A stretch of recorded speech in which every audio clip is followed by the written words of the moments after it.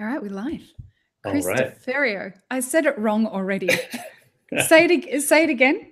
Deferio. Deferio. Chris Yeah. Deferio from the podcast Keys to the Shop. Welcome to the Map It Forward podcast. Thank you. Good to be here. Dude, it's so exciting to have you. I've been looking forward to this conversation since we decided to do it. You are usually on this side of the podcast microphone, and now I get to have a chat with you. So thanks for doing this. This is going to be a lot of fun. I'm going to have fun. This is good. We haven't really had much of a chance to talk outside of the podcast that I did with you, that was a lot of fun. Thank you for having me on your show. Oh, it was great. It was great. I really appreciate, what you're doing with your show and how it's just really formational for people in the industry to really latch a hold of some step-by-step process by which to achieve a result. I think it's great.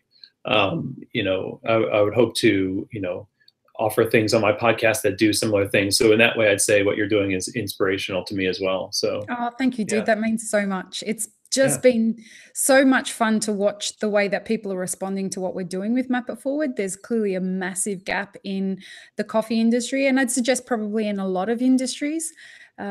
People are feeling quite lost with how the fuck do I turn this into a career where I can do what I love, but still have babies and have a family and go on holidays and do all that kind of stuff. Have a life.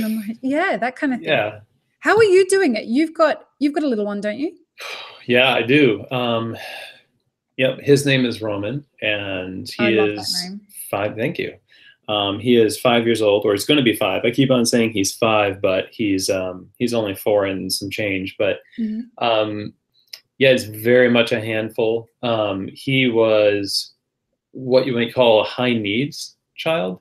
So just nonstop action. It's like having 2 or 3 children in our house. We've never had 2 or 3 children, so we don't know. We're just saying that. But it provides a lot of interesting moments where I have to convince him to close the door and I'm recording. But we figured it out. And my wife is very supportive of the podcast, and it's been about January 2017 is when the podcast started. And, it started before that really by research and trying to get the business off the ground, or at least just put something out there on the internet. But we make it work and are making it work better as we go. It's not perfect. You're doing a great job. Thank you. Just to give you some feedback on it, I listen to it and I feel like I get more of an insight because of the questions that you're asking and the direction that you're taking the interviews that you're doing. I mean, it's very different than this. This isn't an interview. This is a conversation with rad humans that I'm interested in getting to know. And I know that other people want to get to understand the kind of the personality, the person behind what's going on. Your podcast is really great in that it delves into the philosophy behind why people are doing what they're doing as much as what they're actually doing. Does that make sense? No, absolutely. Absolutely. I honestly feel like at some point in my life, had I took a different turn, it would have been towards philosophy or, studying engineering or something that has to do with the why behind what we see. And coffee just happens to be where I ended up. So, well, coffee is one of those things that's so philosophical and creative and scientific and technical and all of those things. You could go into so many different elements of the coffee industry that could really enhance different aspects of whatever kind of mind you have. Oh, yeah. Yeah. I mean, especially the fact that it's a stimulant and you're among other people who are also, mentally they're stimulated and they want to. Talking philosophy in a coffee shop, probably idiotically at my young age of 20 or something. I knew I could throw out names of people I read in Barnes and Nobles, but Nothing else. Or you'd listen to one podcast of something on the Joe Rogan podcast, you know, someone said something. And oh yeah, well, every thumbnail I see of that particular podcast is where he's getting his mind blown by something. I don't think I can get my mind blown that much and still have a mind left to think with. So sometimes he takes a lot of psychedelics, dude. That's why. Well, yeah, it's in vogue now. Cheers, that new book. Oh, cheers! I have my water. Cheers. Yeah. Are you drinking Elixir? I am drinking Elixir. I am drinking the Colombia from Merit. It's a Paraíso. Yeah, Merit in San Antonio. Those guys are fucking legends. I don't know how I'm always talking about Merit on this podcast. They deserve it. They're champions over there. Good job, Merit. Yeah. And the owners of Merit are a couple of people who I really want to bring on this podcast. And you should have them on yours if I'm my organizer introduction. Robbie and Nisha Grubbs, they are two really inspirational people who just took their time building what they're building, and now they're pretty much on the verge of an empire in taking over coffee industry in San Antonio. A lot of my consulting work is telling people, slow the fuck down. And if you need an example, look at what Merit have done. They took their time opening the first shop and then going to their second shop. And the distance between their first shop and second shop was so far compared to opening their fifth shop to their sixth shop. Good job. Yeah, I agree with that for sure. I mean, you said that on my podcast. What was it, like 2 or 3 years before you open your second shop? And when people think that sounds bizarre and crazy because you can't retire off of one shop, and truly you probably couldn't, at least not for a while. But when you look into the industry deeply and see what makes it tick, what makes the people who work in your shop tick, you're uncovering such a depth of information and potential landmines if you don't understand it. If you open rapidly, you need the experience of getting to know those different layers that make the shop work before you, God forbid, start 2 at once or 3 at once. The people will suffer, and then you might figure out how to wall yourself off from the consequences of their suffering by being in the office all the time or whatever. But it won't be what it could have been, and it will ultimately damage the industry. So yeah, slow down. Perfect. Yeah. Yeah. It's, you know, it's so heartbreaking for me every time I hear that someone who I've said, this is the idea of opening a business and going on this journey is meeting the fears and the pain points that you're going to come up against and learning how to address them and how to conquer them. And as soon as you've conquered that pain point, the next pain point is going to present itself. So prepare yourself. And a lot of them just don't believe it, and they just think it's going to be easy. Sure. And it's just heartbreaking for me to watch those people who keep trying to convince themselves that those things aren't going to be a problem close their shops within a year. You know, the amount of money and the amount of things in your own life that you put on hold, your family suffers, all of these kinds of things. And then to fold within 6 or 12 months. And it happens way more often than someone surviving does. For every shop that makes it past 1 or 2 years, there's 10 or 15 that close. It's so true. And right now, as we speak, I often try to take myself into this state of mind where I can think about what are people doing right now as we're talking. And there are so many people just at that point of wondering how they're going to keep going and how they can afford to stay in the coffee industry at all. And had they taken time and put in the due diligence to research, or even like you say, and like Colin Harmon says, work in a coffee shop before you open a coffee shop, a lot of the questions would be answered, or they would not have started to begin with. So yeah, it's a painful thing. But I think now, this is something that both of our work tries to address, is multiplying resources for people to grab a hold of and avoid making the mistakes that you see others suffering right now. Yep. Yeah, it's that thing of let's talk about it. Let's air out our dirty laundry as an industry and talk about the pain points that people experience. And for fuck's sake, like, nobody's lying about this stuff. These people, these are not silly imbeciles that are trying to do these things and failing just because they're stupid. It's not that. It's this shit is legitimately hard for the smartest people. Learning how to get customers through the door is difficult no matter who you are. Yeah. You're not going to be the only special person in the fucking universe that's just going to know how to do it. It's not easy because it requires a intangible that needs to be experienced first in order to be understood, just like any relationship. I think that's why, I used to say this, and I say it now twice over, that, when I got married, before I got married, I thought, I am not that selfish of a person. And then I found out just exactly how selfish I could be when I had to share my life with another person. And then I had a child. And I thought after a while, yeah, I've got this down. Now I'm at a good level. The child brought another layer of complexity to life.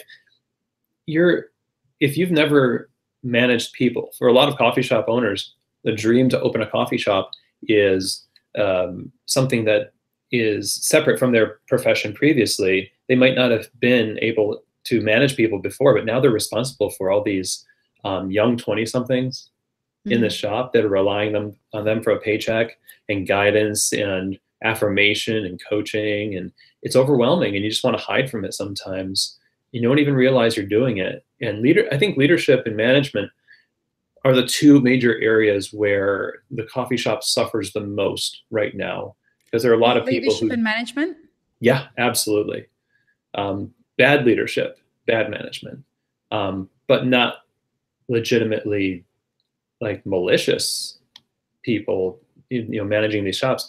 I think it's just self-preservation and pressure that causes them to make decisions that hurt other people, and then it becomes a toxic environment. And you get the turnover we have in the industry, and people don't want to be a part of something that makes them feel like crap. So you raise something that I think is really important, this idea of selfishness, which is in my mind is really attached to ego. And I think this is such an important thing that we need to talk about when it comes to leadership in the cafes. I speak to people who are looking to open shops, or people who own shops, that are saying to me, I don't understand why this isn't working. And I immediately start a conversation about ego, but I don't use those words. And the reason I do that is because there are two things that stop leadership in my mind from being effective, and that's ego and a lack of communication. Everything else is easily fixed, but those are the two things that people have a real difficulty with being open to. And I think what you're talking about with regards to bad leadership goes to the core of the idea of ego, because people come with these preconceived notions of what it's going to be like when I've got my own cafe.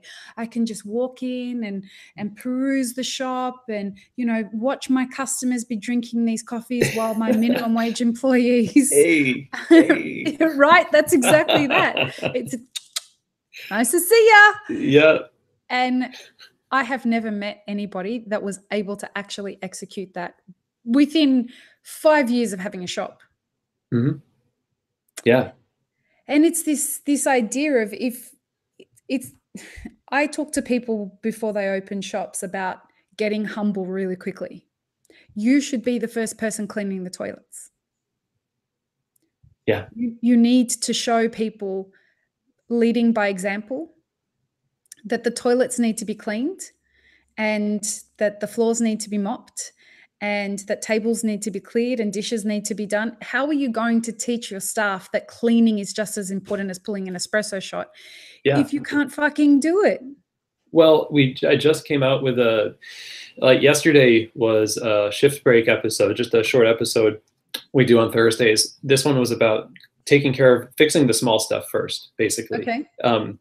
So a lot of times the coffee shop will be in disrepair, where people will, have to deal with slightly dysfunctional pieces of equipment that officially they work, but they don't work in a way that doesn't infuriate everyone who uses it. And the owners can sometimes just not take care of it, or the managers not take care of it. Like an and EK it shows the value. The burrs aren't aligned or something like that, right? Yeah. Something is wrong with this. We've told management. Management hasn't done anything or communicated about it. They've gave mental assent to the knowing of the problem, but not the solution of the problem. And yes, there are big fishes to fry, and there's schedules that need to be put out. But how do you empower yourself, or if you're an owner, how do you empower your managers to be able to carve out time in their day to show by their example the toilet cleaning, the replacing of some portafilter handle that's become unglued from the post, little things like that. It's kind of funny, actually. I'll show you this real quick. Yeah, please do. Live. This is a trophy from 2007 from a coffee shop I used to work in, but it's a portafilter on a plaque, but the portafilter handle is detached from the post. And we used this on the bar where I worked for a while, and eventually, to their credit, it made its way off bar. Now it's on a trophy that I won from a company. So it's a constant reminder that those little things. Gosh darn it! Every time we use that thing, it just makes us go crazy. If you send out a vision statement or a mission, or try to rally people around something really big, but they see that you haven't addressed tiny things in the cafe that are easy to do, we're going to call your bluff a little bit. Yeah. And people can start to see the gaps in leadership when that happens, right? People can start to see whether somebody has their shit together or whether they're just holding it together. And when your staff can start to see that leadership is not solid and that you don't know what the fuck you're doing, they're going to lose respect for you as a leader and as a business.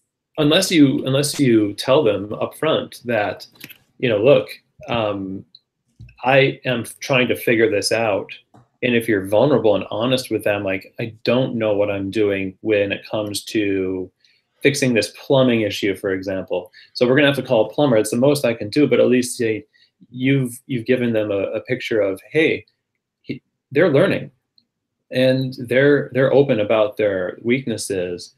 So, I mean, I guess if you're going to paint a picture of yourself as having it all together, you really better have it all together. Yeah. Or do the opposite and just be honest and work toward, higher degrees of imperfection or whatever, And we talk a lot in Map It Forward about this idea of strength in vulnerability. As a leader, you can't be vulnerable all the time. That's not leadership. There needs to be, I look at it as make it 80% strength and 20% vulnerability, because vulnerability is a teaching point.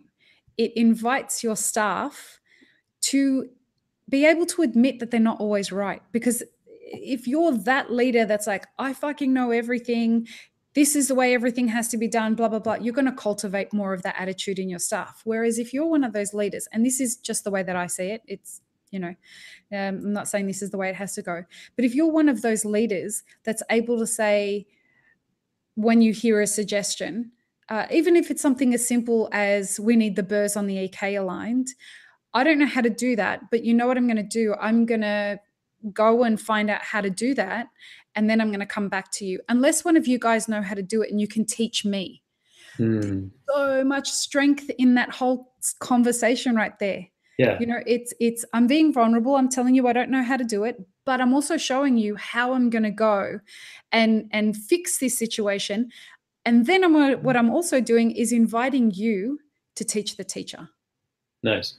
I like that. There's something that's so empowering about that whole mechanism, because there's so much strength in a leader being able to show the people that are around them that you don't have to know everything. You just have to know how to solution things.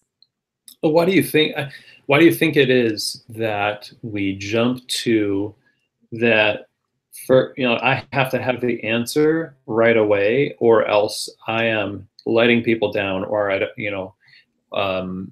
I'm failing them. This is really interesting, that idea, because I think the coffee industry is rife with that. I know that in my early days in the coffee industry, I was so guilty of that because I was terrified of people knowing that I had no fucking idea what I was doing. True. Right in the beginning. None of us did. Right? Yeah. 15 years ago, we were all pretending and none of us knew anything about what we were doing. But we also didn't want anyone to know that we didn't know what we were doing. And because nobody else was admitting that they didn't know what they were doing, I didn't want to be the only person who didn't know what the fuck I was doing. So, it's that, I think, that is rife in our industry. I mean, tell me if you agree or don't agree. Or... Oh, I agree. And it makes me wonder, like, how did people cover that up when there wasn't Google behind a keyboard to, like, oh, I don't know that, but I'm going to post about it after I Google it, like I knew it before. Right. I'm guilty. I totally have had to, like, look up a word before I used it and be like, everyone thinks I knew that word forever. Yeah, right. But yeah, it's that insecurity that we bring with us that is born from kind of hero worship. I think we in the industry also look to other industries to give us an idea of where we should be. When you've got leaders in the business world who are on panel discussions and talk about the 5 rules for a successful, team building experience, or, the books about management and leadership that come out, and heroes of sports or whatever it is, we put people on a pedestal, and our mind continually eliminates or erases their flaws. In a way, subconsciously, it's like we're trying to erase our own flaws and vicariously picturing ourselves through the lens of this individual. And, that's why I'm so excited about competitions like, Barista League is coming around the US, and Crush the Rush, La Marzocco. I started a competition that's no longer running called America's Best Coffee House with Coffee Fest years ago. And it was all with this idea of, like, not trying to become a singular individual with an achievement that everybody can, like, swoon over.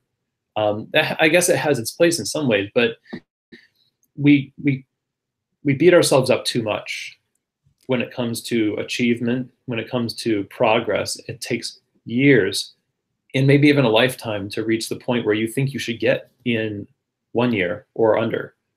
Why do you think we do that? I think because we're isolated in our communities. Well, okay, so it's beyond that. Okay, so I think we do that as humans. I think we do that because we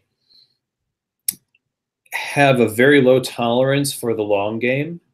Is increasingly right now. I've been listening to a lot of Cal Newport lately on deep work and So Good They Can't Ignore You, 2 of his books.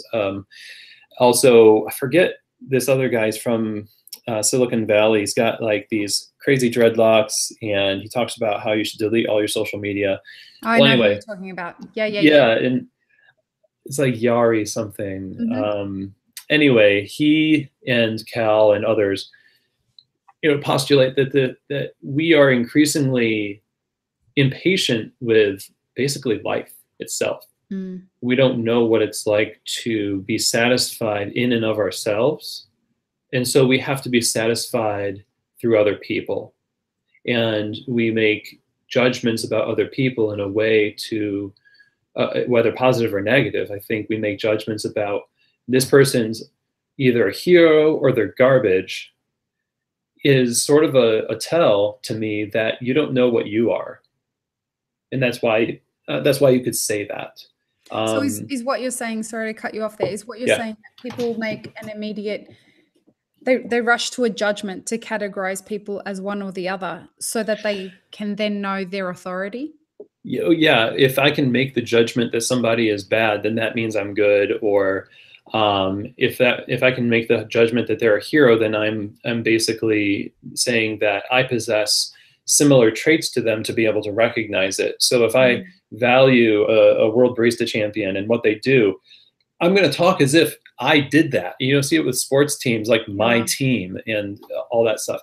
So it's this weird game that we play where now if you're in charge and everyone's looking to you, you want to pretend you know what you're doing. Back to what we were talking about. Like, you want to pretend you know what you're doing because you've read the literature or you have an example in your life of a leader that you want to be like.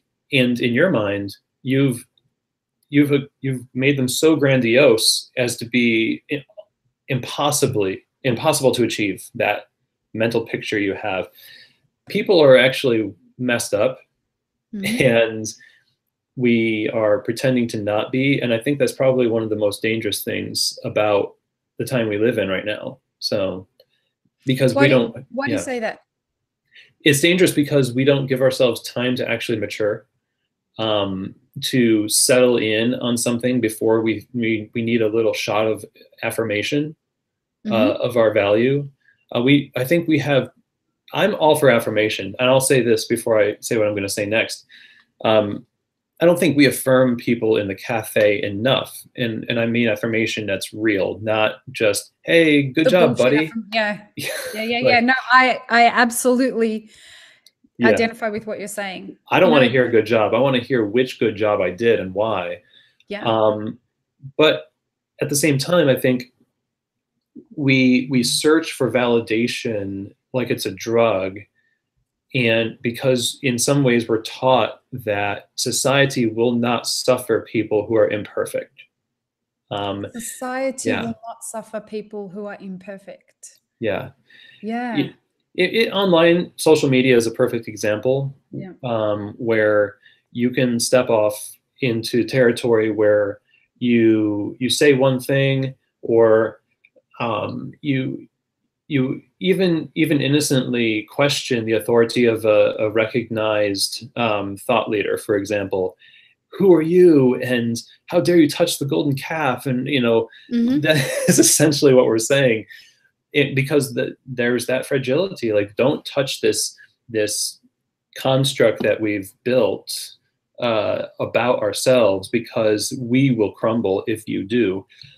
So it comes down to self-examination. It comes down to sort of unplugging from, like, I wouldn't say don't go to community events or anything like that, but don't rely on, you can't rely on other people to sustain you as an individual, because then when you're all alone, which will happen at some point, what are you going to do? Are you going to get really and seriously depressed, like, which happens, or will you have a foundation of strength within yourself where you saw yourself through the season where, no, I'm not going to go to my friends or my family and have them tell me how great I am. I know I screwed up.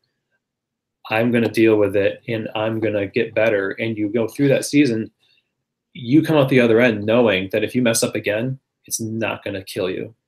You're going to be fine. You're speaking some serious truths that I can identify with there.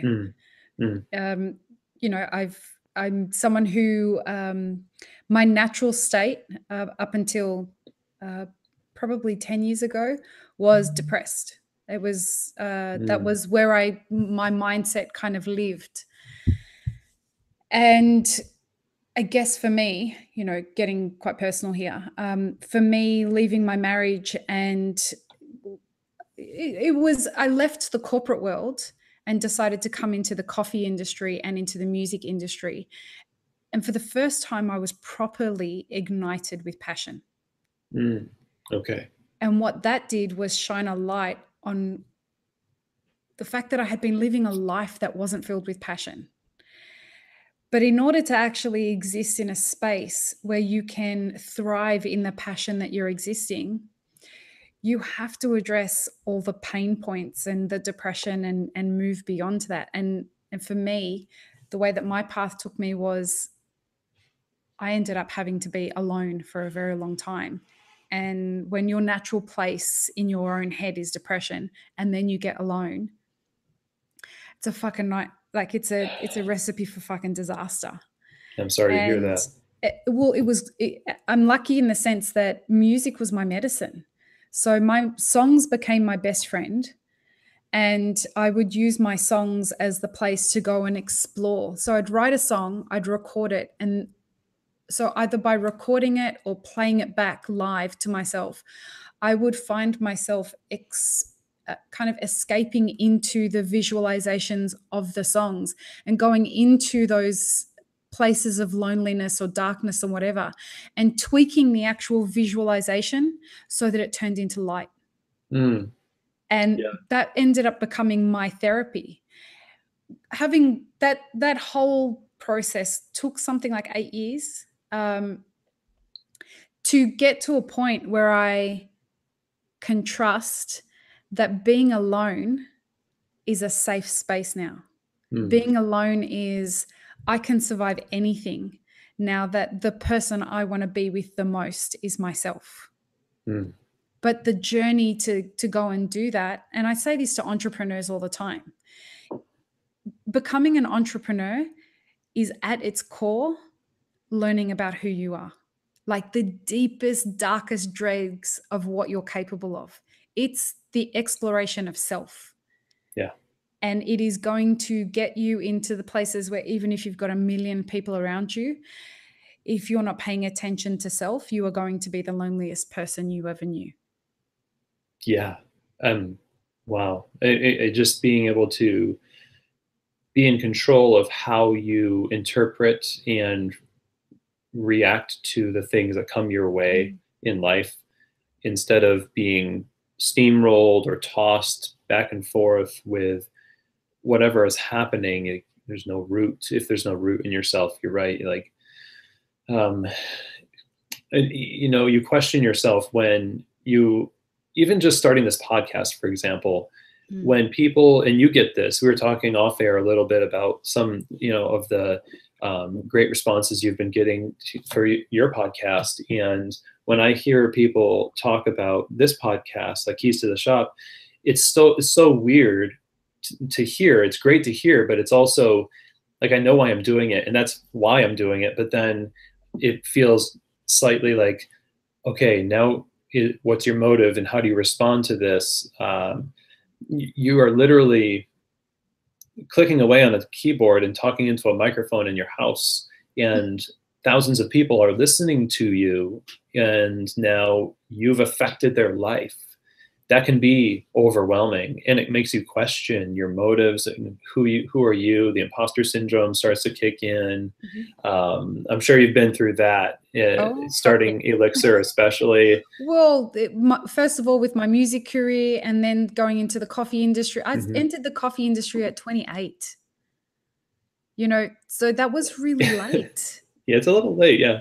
And so I'm like, I have no idea what I'm doing, and I don't want anyone else to know that I don't know what I'm doing. And then I entered the music industry at the same time. So all of it was imposter industry. And then, but luckily enough, by the time Elixir came around, I knew I wasn't an imposter. What I had to deal with was a completely different pain point, which was what you were talking about before, this idea of cognitive dissonance. It really challenged people that Elixir had arrived on the market. It really made our industry, and I was shocked by this, it made our industry say things to me like, who do you think you are to call this specialty coffee? Literally, people would walk up to me in cafes all over the world. Who do you think you are? I'm like, what do you mean? Just give me your business card, walk away. This is me. That's ridiculous. It brought out the worst in people.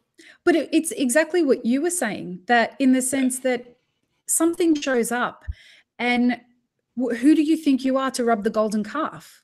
Yeah. It's that thing. It's like this thing showed up, and people just had an opinion. Like, I'm either going to like this or I'm going to fucking hate it. And whether I like it or not has nothing to do with the product. Yeah.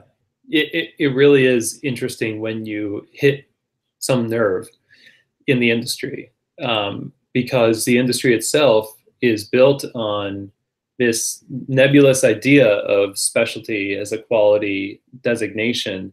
And it's sort of up to all of us to interpret it for ourselves. And so there are good definitions for it technically through the SCA, you know, X number of defects per, you know, X number of kilos, et cetera. But when you're serving coffee in a cafe, you're not thinking about those things in terms of, you know, that definition. You're just going based on your culture. Largely, your interpretation of who you are as a professional is based almost entirely on who you see in magazines, on live streams, on podcasts, which is why, you know, there's a biblical standard that is great, which is, you know, if you're a teacher, you're going to receive greater judgment, which, you know, I think there's truth to that, because it's an awful responsibility to put yourself in a position of representing a standard that you say more or less you should or ought to do X, Y, Z. But we get our security from the images of quality that we see. And so when your product doesn't line up with my image of quality, what you're saying is I'm wrong. And that's where the cognitive dissonance came in. Yeah, exactly. Which was very interesting. A friend of mine pulled me aside last time I was in Australia. And I don't know if I've told this story on the podcast, and if I have, please forgive me for repeating myself. But a friend pulled me aside and said to me, I really need to apologize to you. I'm like, well, why? And he said, you're one of the most hated people in the Australian coffee industry right now. Which was not easy to hear. I was living in America at the time. You know, by that point I had already moved over here. And he said, I was reading an article about Trump and it made me think of you. I'm like, yeah, that's the second insult. That's how you know it's bad. Right? He said, no, don't take it that way. And Trump was just about to get inaugurated. Okay. He said, I was reading this article about cognitive dissonance, and I had told him that I didn't really understand the term, and he explained it to me, and he said, look, you have got people picking a side, and most of them have picked a side that's opposite to you. They don't like how you make them feel. It's irrelevant whether your product is any good or not, but your product and you have people questioning their own position in the industry. And I need to apologize because I was one of those people. I was one of the people that when people get together and start talking about you and talk about Elixir, they were all talking shit. And he said, I was one of them until I met you. And then I felt ashamed of the behavior that I had participated in. And now I'm your biggest champion. Now, if ever I hear anyone talk shit about you, I'm the first one that's like, no, you have to meet her. You have to talk to her, and you have to realize, like, she's not what you think she is. Yeah. She's not trying to do this evil thing that we all think she's trying to do. I'm like, what fucking evil? It's a beverage. She's going to poison the population one bottle at a time.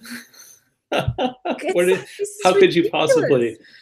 Oh my goodness. Chris, I was getting emails from people saying, I'm coming to Australia and I'm going to ruin you. What? Like, what does that even mean? That sounds like a tryout for a Bond villain. Like, what in the world? That's ridiculous. It's a perfect illustration, though, of the idea that,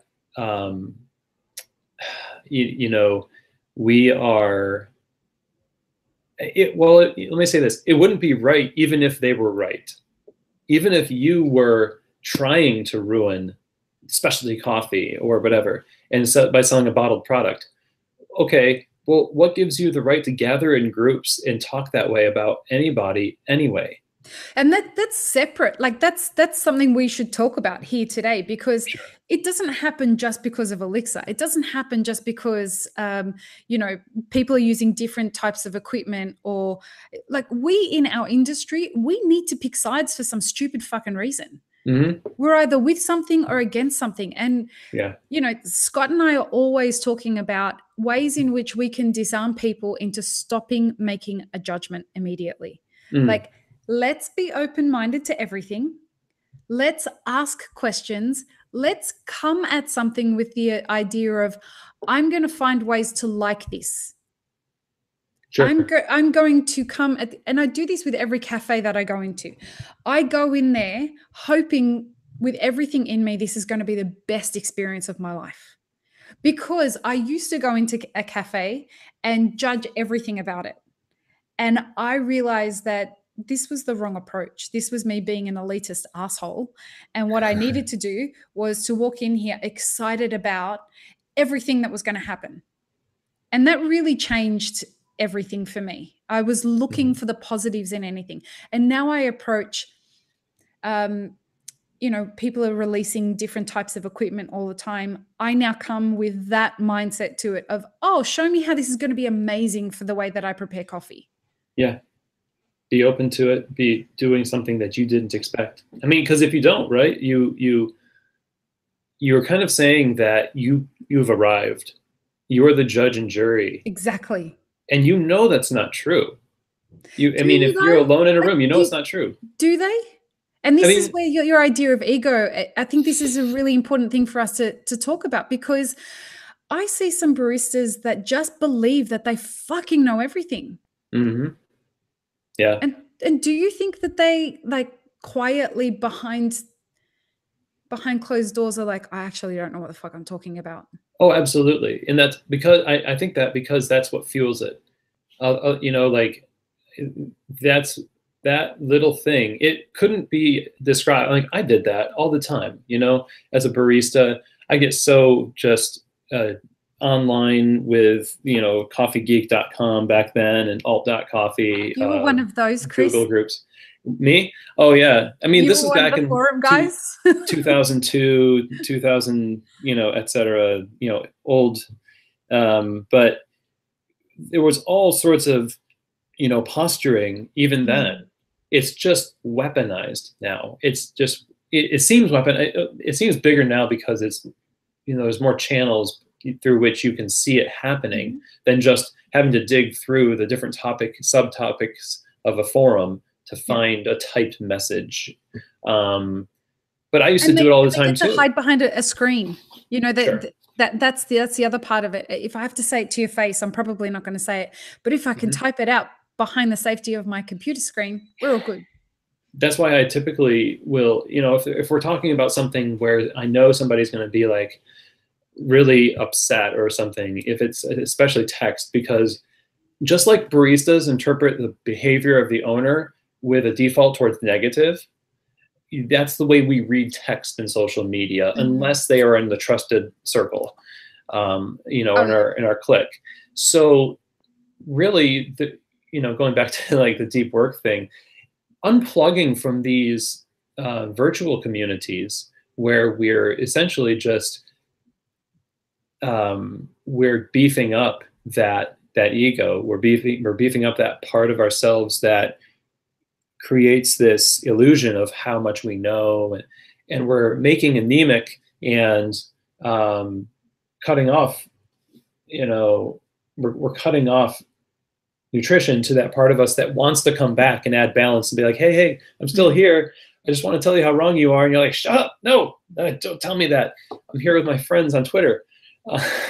So God forbid that you should actually point out something that I might want to explore, that I should fucking explore, but I don't want to seem like I don't know what I'm talking about in front of the whole world. Yeah. Well, because we're trying to monetize, we're trying to, we're all trying to be thought leaders in some way. Even if you say out loud on Twitter, I hate the word influencer, you are trying to influence somebody to hate the word influencer, and you've just broken your own rule. You can't help it. So it's like back to why we can't seem to sit long with a problem or with ourselves, or slow down long enough to not open 2 stores. We feel like we have to be right in practice too, based on what we are doing online or the things that we see online. And so, yeah, we just kind of shoot ourselves in the foot, and we leave so much on the table when we do that. And I think another element to that is because what I'm hearing you say is that people are trying to keep up with each other. Is that right? Yeah. And another element to that is I think that we're so used to feeling accomplished so quickly because of this instant gratification trend that has been evolving since social media infected our lives. Yeah. What I talk to people about is this idea that when you open a cafe, you experience all these pain points that you never thought were going to happen, with health code violations that, and making sure you want to avoid those and getting permits and all this kind of stuff. And you feel by the time that you have opened your first cafe, you are now an expert in how to open a cafe. That feels great to accomplish, right? Yeah. Then what happens is the next pain point hits, and all of a sudden you have to figure out how to get a team moving and flowing and systems and all that kind of stuff. You accomplish that, and that was easy to accomplish. Then the most difficult pain point that every business has to encounter hits, and it hits like a ton of fucking bricks. What happens is you have to learn how to get customers through the door every fucking day. And there's no business on earth that ever found that easy and sustainably easy. You can get a publicist to bring people through the door when you've got a grand opening. But to get people through the door every single day, effortlessly, that doesn't exist. And this is a pain point that people hit and then want to avoid. And so what do? I know how to open cafes. I know how to get a team moving in a cafe. I'm going to go and do the thing that I know how to do and avoid the pain point. Okay. And it's this idea of, well, if I can avoid it, it doesn't exist. It's your thing of like, they're going to go hide in the back room. Yeah. And again, I come back to that idea that you are in business to learn about you. You are in business to move beyond your fears. If you think you're in business to make money, get the fuck out now. Right. Because that's a linear kind of approach to business. There are different reasons for doing business and why you do business. But if you want to be in this long term, be in it to understand who you are and what you are, because that's what the opportunity is that's presented to you as a business owner. You will learn things about you and the way you react and are in relation to other people from this journey. It will teach you humility. It will teach you how much ego you have. It will teach you how you relate to people, whether you're a decent leader or not. If you can understand numbers, if you can't understand numbers, if you know how to bring a team together, if you know how to listen to people, it's all these kinds of things. But if what you do is hit this fucking pain point and then peace out and be like, this will handle itself, no problem. I have never seen that go well. I've never seen that end up in a business actually thriving. Not once have I ever seen it. No, that makes a lot of sense. I think of also the idea of co-creation of a space is, between the staff, you and the staff and the community. And in a sense, in order to get people into the door, you've got to know them well enough and continually get to know them well enough, which means you have to actually present yourself to them. And be present, right? Be a present leader. Yeah. You be around and also familiar with the place where you are hoping to create community. I mean, we all talk about creating a third place for the community to gather, but a lot of people, and this is where gentrification, the idea of gentrification is, at the core of it is people assuming that they have knowledge of what people want or what a community wants. And they come in and they have no idea who lives there, no idea what businesses predate them. They just come in with an assumption mentality. And that's not just with cafes that open in lower income areas of a city, but it's also in any business that opens up, even if it's in an affluent city, and you try to do that without getting to know people and just rely on, I don't know, specialty coffee's popularity at large to bring them in the door. No, it's like you've got to have at least the idea that you're going to have to present yourself. You're being vulnerable in that sense. So you will get to know yourself more when you put yourself on the stage, as it were, to say, here's me, here's my business, here's my team. What do you think? And what do you want? Well, yeah. Okay. Yeah. What do you want? Do you even want it? Yeah, that's what I think is important as a business owner. Is it's the same thing as what you're saying. What do you think? Because if they think it's good, they're going to pay for it, and if they think it's shit, they just won't.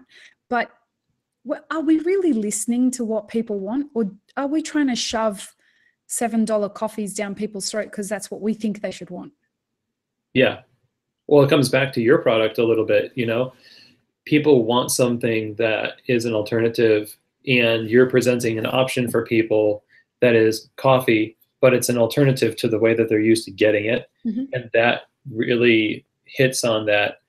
Hey, we've been trying to convince people that they should drink coffee this particular way, and now we're giving them an out in this product. Or, you know, anything that's a ready to drink product. You see instant coffee, the specialty like Voila or Sudden, in the same vein, they're answering a call that people are putting out there for alternatives. And it's shaking things up, I think, and as well it should, because I think we're a little too comfortable with what we're doing in cafes right now, and sort of judging the customers that don't get it and saying, well, they don't get it because they'll never get it, or they're just not our customers, which I kind of hate that mentality to fire the customer, because I don't think you should sell like ice cream or elephant ears or, you know, Dippin' Dots or whatever it is that you think will bring people in. But at a certain point, I think you need to say, maybe I'm being a little bit too strict with what I consider acceptable, and go at it from that point of view that you had, which is, I'm going to try to like this and understand it and see if it makes a difference for the people that I'm supposedly trying to serve. And find, like, I really agree with what you're saying, because I look at, how do I find a middle ground between what the community I'm here to serve are looking for from me? You know, I'm a coffee shop. So if you come in asking for elephant ears, as you put it, it's not what I do, right? But what I do is what a coffee shop does. Now, if I'm going to be a coffee shop that serves really bad coffee, you know, let me define that further. If I fell into my own trap there. What do you mean, Lee? You're right. If I'm going to serve coffee that is 12 months from roast date, that is super baked, over roasted, like super dark, and low quality milk, there's no technique to the way that I'm deciding to combine my drinks. The cafe is dirty all the time, right? If I'm looking to have a bad experience, I'm going to go extreme on all of that. And the neighborhood that I'm in is looking for a place that they can commune in and really enjoy their experience. I'm not servicing my community. And what I need to do is look at, well, how can I try and figure out what it is that you want from me to be doing in the vein of what I do, and how can I deliver that product? So that if, you know, the same can be said from the other end of the spectrum. If I'm in a lower income area and I've decided I want to create a cafe that just serves high-end Geishas, and I'm only going to do it in pour over. I'm not going to have any batch brew. I'm not going to do any espresso. You want to come to this coffee shop and it's the only coffee shop in the area, it's going to be pour overs and it's going to be high-end Geishas. It's the same problem as the other end of the spectrum. I'm not listening to what my community needs from me. And my job as a business is not just to fucking shine my own trophy and say, this is what I can do and tell me how fucking awesome I am. My job is to be of service to the community so that my community wants to be of service to me and support me and conspire to my success as much as I'm conspiring to their happiness. You know, I did an Instagram live last week because our theme this month is defining professionalism in the coffee industry. Right. And the theme of that Instagram live is, how do we conspire to each other's success? Everyone, the cafe owners, the staff, and the customers. How can we all conspire to each other's success? And I think at the core of that is what you were talking about. How do I understand what everybody needs? How do I understand what I need? How do I understand what my staff needs? How do I understand what my customers need? And then how can we message that so that we're all having that conversation, even non-verbally? Yeah. If I put out simple syrup, as someone who doesn't eat sugar, right? I don't have the right to define whether my customers should consume sugar or not. What my job is to put the simple syrup out there, see if it's the kind of simple syrup that they like. And if it's not, listen to them because none of it's being used and create a better version of that. That's still a conversation, right? Yeah, it's a conversation. And it's people are, I think, afraid to start that conversation because they're going to say, well, then what? I do everything that they want. That's ego again, right? Well, sure. Yeah. I mean, in a sense, maybe it's like you said, the 80-20 thing for leadership and vulnerability. Like you maybe as a business, as a cafe can employ the same kind of thing, which is, 20% of what people say is probably right about your business. So you should adjust it accordingly. But then you have to do what you know how to do well and can't go beyond that, or else you're just not being true to yourself and you're offering something that you're not doing well. So it's a tricky balance in a sense, because are they going to say, one customer asked for raspberry syrup. We don't have raspberry syrup. Oh, well, we better get it. And then that customer moves and they don't tell you. Yep. And your stock is just money on the shelf. But so what you can do to that. Yeah. Go ahead, please finish.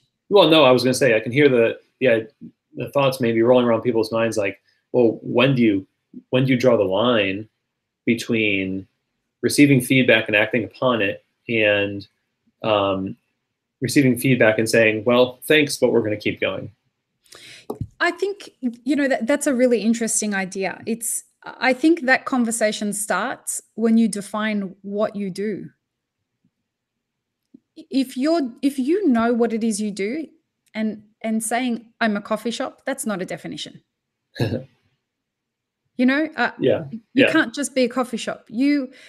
When people ask me to consult on their menus, I always ask them, so what's the theme of the menu?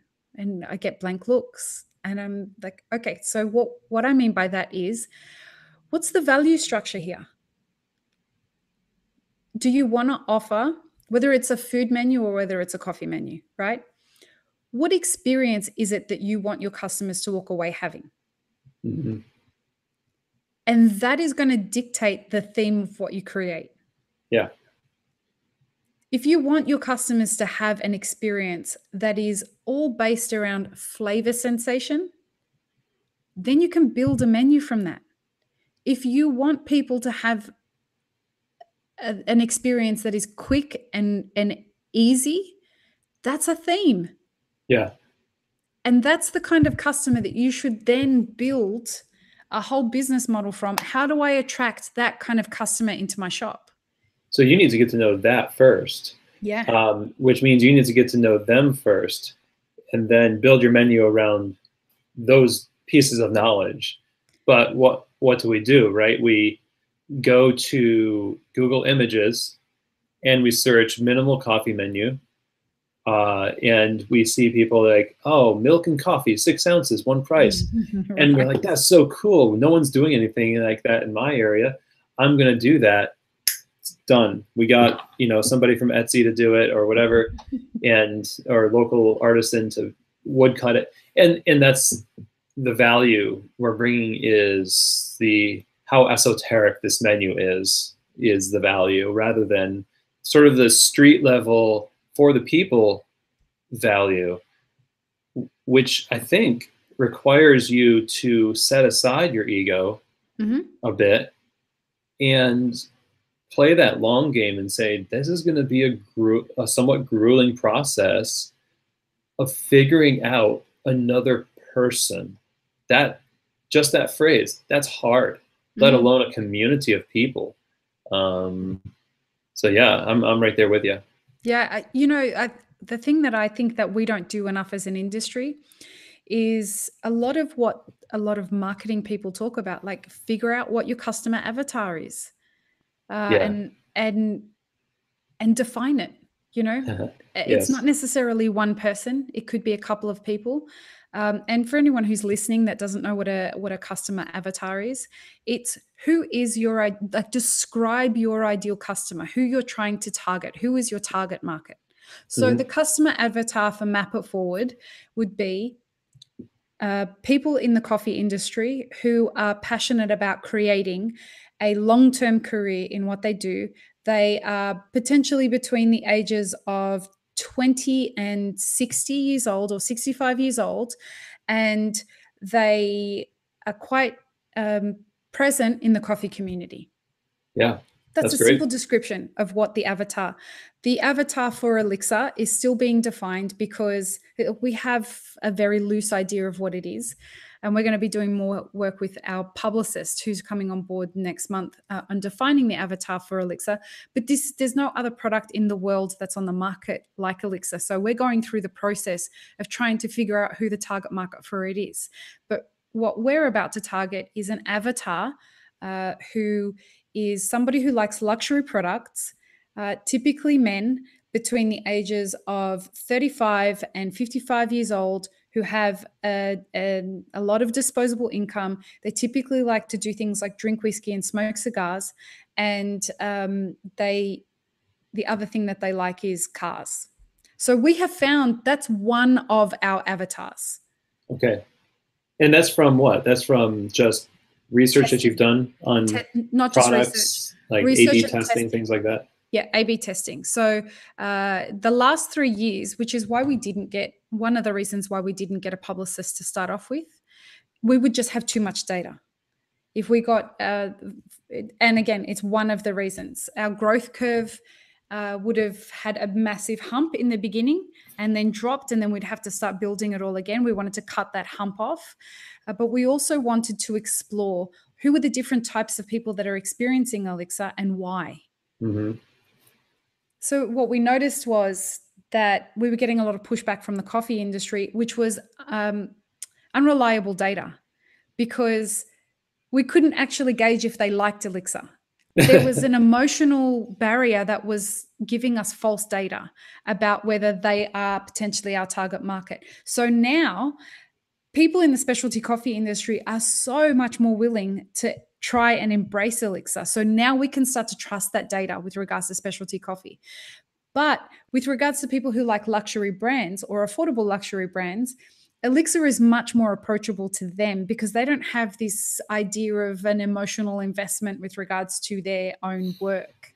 Right. So those are two examples of two different avatars that I can build a business model of. We've got a few more that are evolving. And as we, again, it's a struggle to learn who these avatars are, right? But for a cafe, you may have a couple of different avatars that you need to define so that you then know how to talk to those people, whether the talking happens in person or whether the talking happens through your marketing on social media, on the events that you do, the advertising that you create. All of those kinds of things are conversations that you're trying to draw your avatars towards. Yeah. We don't do enough of that research and that testing in our industry. Do you have any thoughts on that? I mean, yeah, we definitely these are the speeches my clients get, so I'm sorry about offloading all of that. I think we just set out the trap and see if people go for it. And yeah, this is something that I find, like, I know you've had like Jared Truby from Cat and Cloud on your show. Is something that he values, and I know that I've gotten a lot of benefit from, and that's looking at the world of business outside of coffee, A/B testing, testing a product one way with one group and another with another group, and batching the results. I mean, all of that is attainable, and all of measured approach to finding out who your audience is seems kind of I don't know. It seems unattainable a little bit. Like, what do you think? What's the first step to getting to know what people want if you're going to open a coffee shop? And I think maybe the first step would just be to go to a lot of other coffee shops and watch what people order, and what size drinks they're walking away with. Look at where you can find out that information before you start a shop. You don't have customers. How do you get to know those customers? I guess that's a question I would have. It's like, what do you do to create that avatar from real data and not just pie in the sky? Like, ideally, my customer would be 20 to 100 years old and have $1 million. Every gender, and happy to spend all the money and only want to come to my cafe. Yeah, okay, so for people who, shall we talk about that? Shall we talk about how to define an avatar for a cafe?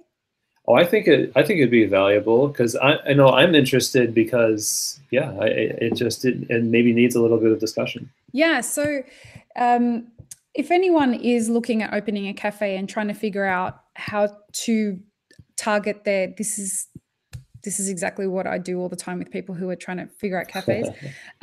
So what you need to do is go spend time in the local community, let's say 3 or 4 blocks within your cafe, and spend a fuck ton of time in the businesses around there, in the restaurants, in the cafes, in the hardware stores, in the supermarkets. Spend time in the local community. Go to the florist, talk to the florist, tell these people that you're opening your shop. Okay? Spend time in the community. Then do some research on what are the kinds of places that people like to frequent here. What are the businesses that are busy, and what are the businesses that aren't so busy? When you start to look at a business that's busy, then you want to find out, why are they busy? Are they busy because they have cheap and nasty food? Or are they busy because they have high-end, great quality? Or does the community just want to go to McDonald's? All of these things are telling you like an abundance of information about what you need to know about defining your avatar. Can you see that? Oh, yeah, absolutely. I think that's kind of like what I was thinking I would do if I was going to go out there, is to sort of insert myself into the community if I wasn't already a part of it.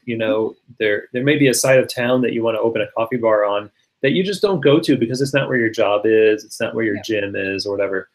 But that's very wise. I think that's good. Like, it makes me think, like, you could create this analytical way of going about getting that customer avatar that bleeds over into maybe too analytical of a way of dealing with people in general, where now, if it's not on a spreadsheet or if it's not within your avatar, it's almost like you're devaluing somebody who maybe they fall outside those lines that you've created, but they could be your best customer and surprise you. So it feels like you kind of need to keep in mind that it's a tool to use for a purpose, not to live on necessarily. Yep. Like, it's one of the parts of your toolkit. Going in, it's absolutely going to be a part of conspiring to your own success. If you are going to have $7 pour-overs and only offer pour-overs when most of the community is going and buying their coffee from McDonald's, yeah, good luck. You should anticipate death as a business within 3 months, if that. Yeah. And you've got no one to blame but yourself. Yeah, it was a little too good to be true. You got that property for a song, and maybe there's a reason that nobody opened a coffee shop there before. Yeah. I like that term that you used, conspiring to your success, both in the way that you're using it for yourself, to do that for yourself, but also earlier you were using it in terms of the community conspiring for your success.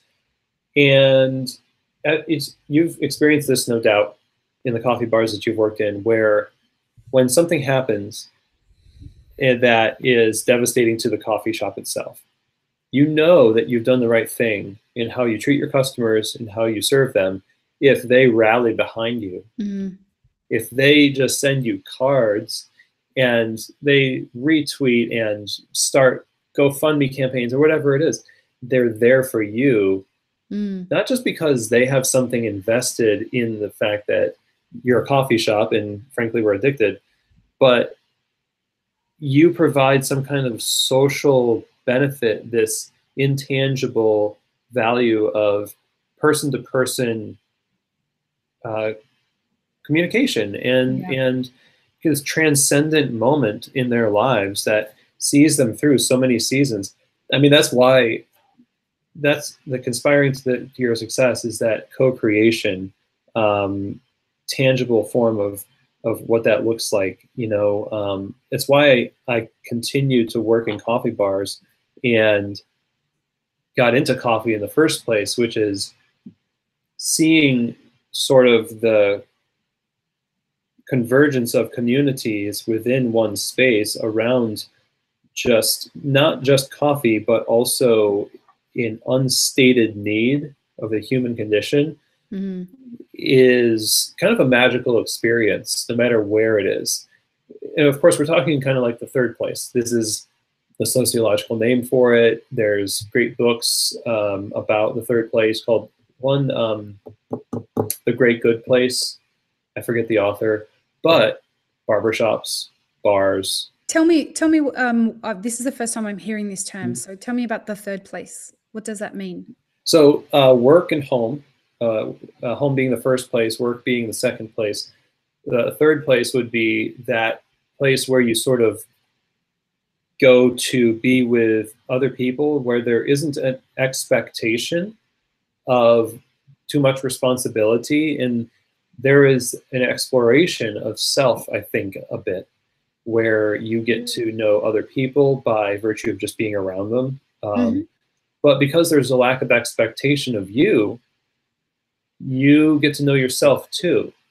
Wow, I love that. Yeah, and that's why I think third wave can sometimes be rejected by people, because the expectation part starts to become heightened as we become more and more specific about how you should drink this coffee, or how we want you to stand or speak or sit or leave or not leave, or the most thriving third places you'll find are places in small towns, in country towns in the US, where they just might be bars or pool halls or barbershops, where truly there is no expectation. So you bring yourself and you see what happens. That's what. Wow, I love that, Chris. So well, yeah, I think it's something that I'm definitely going to take that and use that in my consulting. This idea of, well, I'm always looking for ways that we can be better versed in authenticity. And I think that, and dropping ego. And I think that if we look to create a space that not only is for our avatars, but is geared towards how our avatars can be themselves. That's so wonderful. Yeah, I mean, it takes a lot of work. This is, I just got off a call with Marshall Fuss, who's a lawyer with SCAA, and he's a longtime coffee professional. We're doing an episode on law, like retail law. There's a lot that goes into the business to just set up this space so that people can walk in and not have expectations. It's so hard not to put expectations on people to try to validate your hard work. But yes, people tell me about how great this bar is, because exactly. I nearly died, and it really kind of ruins it sometimes.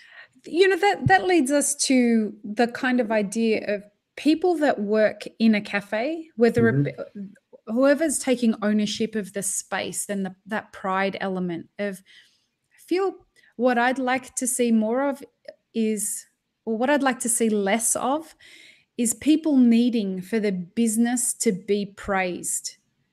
I would, I feel like owners want people to know, like, tell me how fucking great we are.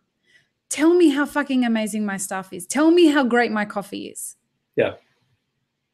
And I don't know the answer to that, but I'd love to see less of it. It just happens so much, don't you think? Yeah, it's a value system that we teach people based on what we were talking about earlier, which is our social networks create a gluttony of affirmation, and we expect it. And when we don't get it, we start to get worried. We start to get the sweats, and the instant gratification isn't there. Yeah, well, yeah, because if you haven't heard a good review on Yelp for a good 6 months, when I was a manager, I would check Yelp all the time. And if there wasn't a Yelp review for a while, I'd be like, well, what are we doing something wrong? Shouldn't people be like going out of their way to like log on to Yelp and type things out for our benefit? But no, not really. In fact, the default position of somebody who's having a very good time at your cafe is silence and satisfaction. That's it. Yeah. And they're turning up every day. They of all the coffee machines they could visit, of all the cafes they could be at, they're choosing you. That's the highest of all the gin joints in all the towns. Right? Yeah. Isn't that what we should be looking at? Exactly. That's something that I present at Coffee Fest. Is the Coffee Fest trade shows has a little talk on. They do campfire talks, and one thing that I talk about is analytics and money and what it signifies. And so, at the end of the Christmas season, for instance, which is the biggest, like during the holiday season in the U.S., cafes make a ton of money, and it is just. It's amazing. Like you keep track and you refresh Square all the time, and you're like, "Are we going to hit it? Are we going to hit it?" Yeah. And if you just keep it there and you don't attach meaning to those numbers and say, "What did this increase of number of people coming through the door and transactions mean?" It means people trust you. Right. It means that if you put an extra person on the bar and all of a sudden you have more transactions and your spike for business goes up in the afternoon because instead of one person, you put 2 on. Now people can trust that you actually can serve them well. They're bringing their family and friends and business and meetings. Is that provable? Did I interview them? No, but you don't have to be brilliant to figure that out. No, it's not a difficult equation to get an answer to. Yeah. And I want to say on that whole refreshing Square and holiday season and meeting numbers and things like that. Yeah. And I'd love to talk to you about this idea of owners that are chasing targets or managers that are chasing targets and celebrating these massive days. We had a record day. And I remember working in a cafe here in the US, and there was this situation where they hit a record day. The manager came out and he's like, "Look, guys, we made this much money," and he's high-fiving everyone and said to me later, "I don't understand why everyone's not as enthusiastic about this. This is such a big deal." And I said, "You're paying these people minimum wage." Exactly. Yeah. Why the fuck do you think they're going to get excited? You're paying them minimum wage, and the only time they can afford to eat is when they come to work. I'd love to hear what you think about that. Well, if you are going to proclaim and if you're going to be transparent about what the business makes, which, okay, I think you should be. I agree. My wife and I are members of a local church, and we have meetings as members, just of the body of the church, and they go through every single thing that goes through the church and what it's used for down to the penny, so that you all know. That's transparency. Now, I think that if you do that for a business, one of the things that it will foster is baristas will know that it's not just going into the owner's pocket, right? They will be a little bit more professionally ready to maybe open a bar themselves one day, because they have this knowledge that you've given them while they were a barista at this one place, they learned about P&L statements. Who does that? Well, more people should probably do that. My clients do that. Just the heads up. Good. My clients all do that. They all get told Keep doing that. about transparency. And it's this idea of, hey, listen, everyone needs to be able to appreciate what's going on your P&L so that you can manage their expectation. You know, if you do that and then say, hey guys, when we've reached this much of profit consistently over 3 months, everyone gets $1 pay rise. Heck yeah. You know, it's that kind of a thing. Put the expectation in there that there's a benefit for them and make it tangible. Think it through. Don't just say, well, if the business does better, then, you know, that's great for all of us. It's the same thing. You just did the same thing as when the manager says, hey, good job, guys.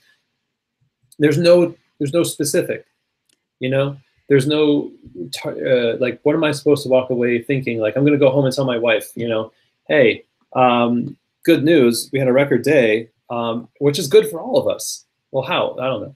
Just, it's good. Trust me. Yeah. And by the way, we've got these bills that we can't afford to pay because you're getting paid minimum wage. You know, it's not like we shouldn't talk about it. But I think if you do talk about it, you should be upfront about the realities and not just make it this assumption that everybody understands, because people mostly think that it goes to the owner's pocket, that it goes to the managers who can kind of walk into the situation on the bar really with a blithe smile on their face, not realizing that you just got crushed an hour ago, and sort of talk about business the way that they understand it. And there's this disconnect. That's also cognitive dissonance, where you communicate these numbers and it's just crushing people because they look at their own pocketbook. You know, I don't think that the barista, you know, if they're doing a particular job and they agreed to get paid for that job, there shouldn't be this expectation that they're going to make immensely more money in a short term. Like, if you agreed to do that, you agreed to do that. On the flip side, though, like what you say, and it said probably more than just my podcast, you want people to make $20 an hour as a barista. There's a path to being able to do that. And you're teaching people how to add value to the business as a barista. So you don't want baristas to sit there just with their hands out saying, you should give me more money because I make great coffee, period. That's not going to work. But at the same time, you can't just go in there guns blazing talking about these big numbers and not expect to really mobilize that kind of, like, you guys are just swindling us, really. Yeah, it's demoralizing, it's demeaning. It fosters a culture of unreliability. Because people no longer want to show up for you and for the customers. They're there now. What they're doing is, I'm going to look for a job that's going to pay me more money. I'm not being present in my job. Whereas if everyone's conspiring to everybody else's success, and let's unpack what that actually means. You know, conspiring to each other's success means that the business is conspiring to longevity for itself. It's conspiring to creating a place that the community feels at home in and they want to spend their money in. And it's conspiring to the success of its employees by wanting to be a place where they learn, they grow, they're motivated, they're excited, they can fund and feed into their own lives. They feel nurtured, they feel that their brain is being stimulated. That's when the owner is conspiring to everyone else's success. When the employee is conspiring to everyone's success, what they're saying is that I'm choosing to work here. I'm conspiring to my own success by choosing very deliberately a place that's going to feed me, a place that's going to stimulate my mind, a place that's going to fund my life, a place that I'm going to get excited about turning up to every day and want to give my best. That's how I'm conspiring to my own success. Yeah. Those things also conspire to the success of the business. You know, I'm gonna look for things that I can do that will make this business more successful. I'm going to talk about the business when I'm out in public. I'm going to post about the business on social media. and the way that you're conspiring to your customer's success is by actually giving as many fucks as you possibly can about your customer's experience. You know, talking to them, engaging with them, asking them their name. And then when you see them, calling them by their name and saying, I'm going to have your latte up as quickly as possible. Yeah. Making that person feel a part of this business. That's how you're as an employee conspiring to everyone's success. And then how a customer conspires to their own success is, I want to have the best possible coffee that I can afford. So I'm going to go to the best cafe that meets my needs. That's how they're conspiring to their success. How they're conspiring to the barista's success is by when they turn up, they're grateful. They shower that person with love because they're so excited to see that barista. Yeah. And that's because the barista has poured into them, because the barista is conspiring to their success. And the way that they're doing their pouring into or conspiring into the business success is choosing that business over any other business, and then giving feedback, telling the business how they can be better, going on Yelp and saying the things that they can say. And when they have shitty things to say, they're not scared of actually saying, hey, by the way, the restroom needs some attention. Yeah, exactly. When a customer can say that to you, the restroom needs some attention, you know that that's a customer that is conspiring to your success. They're not just going to leave the roll on the floor. Yeah. Right? Yeah, exactly. I mean, that was great. I love how you described it. Thanks. I mean, the conspiring part, like, one thing I think that, the two things actually. One, there is some kind of dynamic where the owner wants ultimate authority and cannot delegate very well because that's more work to have to teach people how to do things, and I already know how to do them. And if you don't delegate, you can't empower people to actually take roles in the business that would give them the ability to make more money. And you don't necessarily want them to make more money because some part of you know, God forbid that this is it, but I know that it's probably true that you just don't want to share power in the direction of the business. Chris. Yeah, that's a really interesting concept. I like that. I'm going to chew on that for a long time. Employee-owned businesses, or at least businesses that have employee stakes, Cat and Cloud, and even examples of like where Gimme Coffee just unionized, for example. Gimme being where I actually started my coffee career back in 2003 in Ithaca, New York. But so it's like these are. I think that we need to get better at realizing what the role of a leader in a coffee business actually is, or what we want it to be. Because there isn't an is. There is what you create it to be, I guess, right? So if you just let go of the fear of delegation and just embrace the idea that you're going to invest a lot of time in teaching people how to do the inventory, how to order things, or do spreadsheets or whatever it is, and you pay them for those things. Please do. Yeah, please do. Don't just do it because, hey, maybe we'll pay you if you're good. Because if you're relaxing at home because you have a barista, you're paying minimum wage, they're doing inventory, and you're relaxing at home because of their work, and you're not paying them more, then shame on you. Right? Absolutely. And that's likely happening a lot as we get fancy with job descriptions, and we tack more onto job descriptions for the same amount of money, and we're just changing the rules of the same pay game, right? Instead of actually changing the game itself. Yeah, I remember hearing somebody being assigned as the director of milk. Okay. They just order milk? Yeah, they were the director of milk for I won't mention what company it is or who it is. The director of milk for a company that had 3 cafes. Okay. They got paid more to do that? Not really. Oh.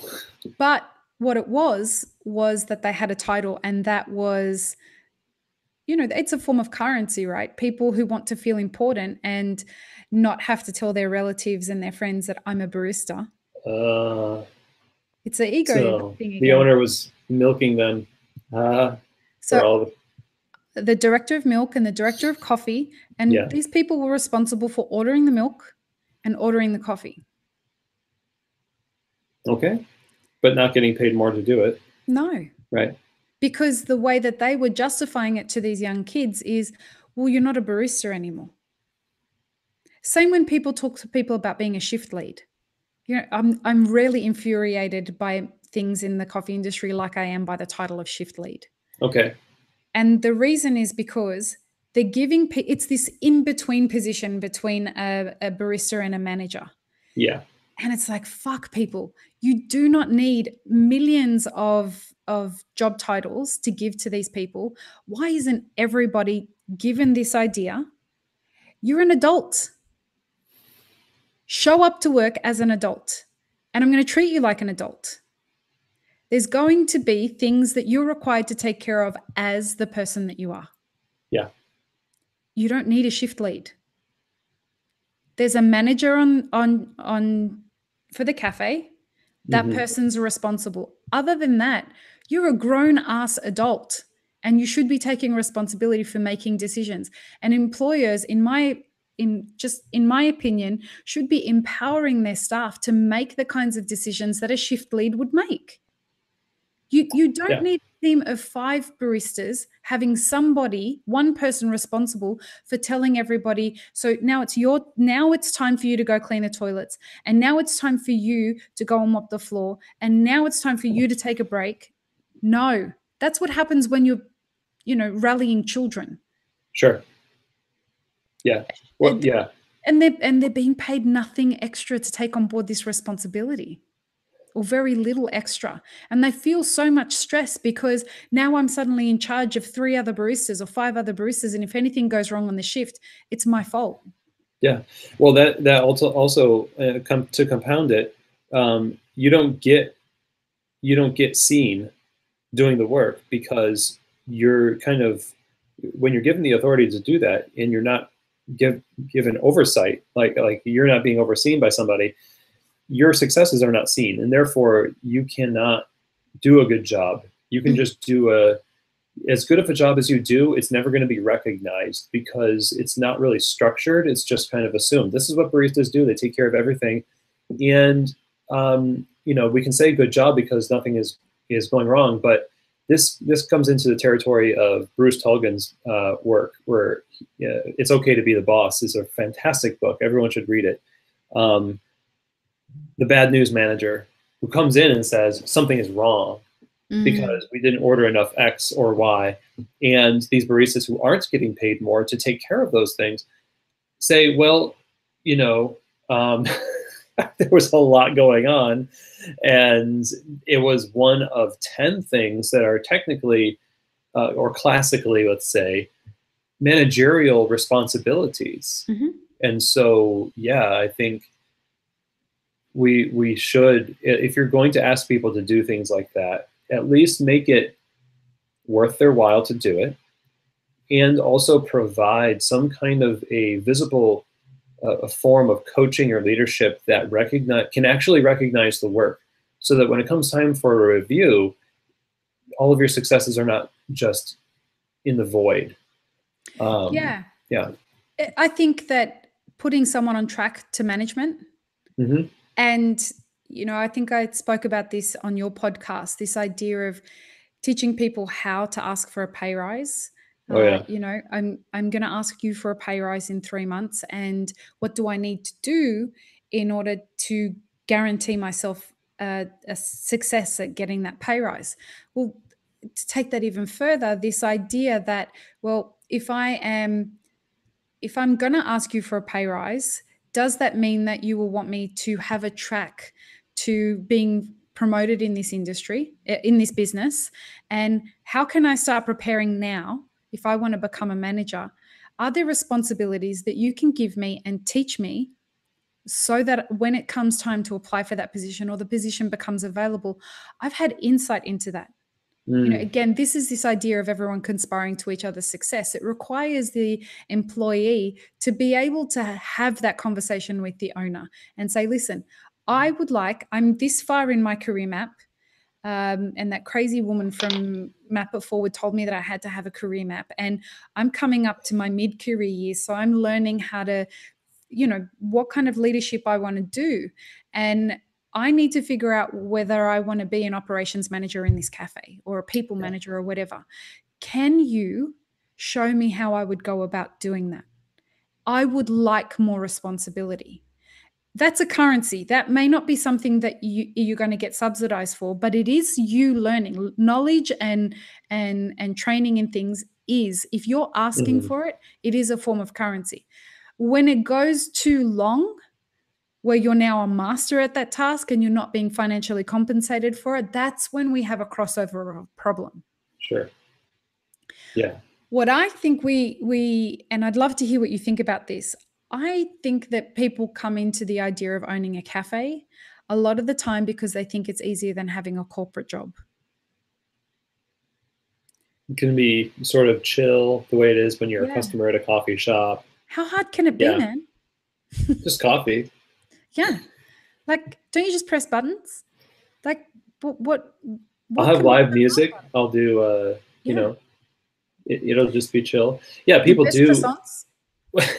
I think that is what people think, unless they've worked in a coffee bar. Again, back to that idea that you should at least try to become a barista. And why would you, like, I can understand maybe knowing a little bit about a subject and then trying to start an online business and sort of like being successful on the web or something, right? And you don't previously have a career in working in a stationery company, and all of a sudden you're like on Oprah. I don't know. Right. You know, the success rate is much higher. Yeah, exactly.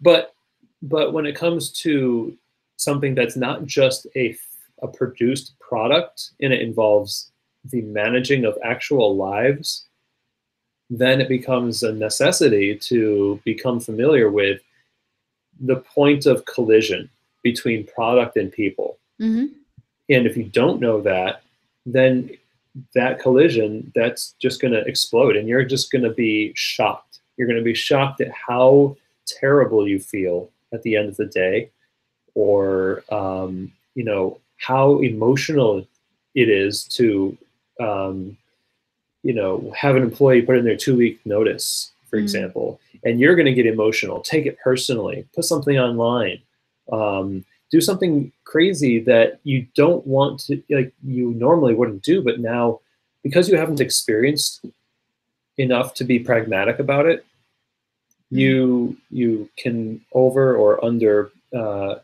assess what is needed at the time. So yeah, I think people feel it's going to be easy and don't actually study business. First of all, you know, like, what is it? If you read management books and leadership books, you're already ahead in terms of what the average coffee shop owner would normally do. Yeah. Because or normally even listen to podcasts. Exactly. You're trying to learn because you know, I don't know something and I'm going to be a leader. Now, yeah, you could go down the wrong road of leadership for sure. There's tons of material out there, which is why you should just listen to Keys to the Shop and I Map It Forward. Really. But shameless plug. Yeah. But one that's well worth it. Trust me. I love your podcast. Anyway, go on. Sorry. But yeah, just taking a few steps in the direction of anticipating something very difficult will save you a lot of difficulty in the future. So, and that goes on whether you're an owner or you're an employee. You know, it's this idea that people think I just need to turn up and be a barista. Oh yeah. Yeah. Well, listen, and this is our whole thing about $20 an hour. It's not going to be for everyone. It's going to be for professional baristas. And if you want to know how to be a professional barista, I'm going to plug something now. We have a workshop coming up on the 29th of this month that's geared towards how to turn your career into a $20 an hour career as a barista. Nice. And this is a workshop for owners as much as it is for baristas, because we're going to be talking about how you can make that happen for your employees, again, conspiring to your employees' success. If you can afford to pay them $20 an hour, imagine how well your business is doing. Yeah, pretty well. It's I don't see how it's a lose-lose. It's absolutely a win-win.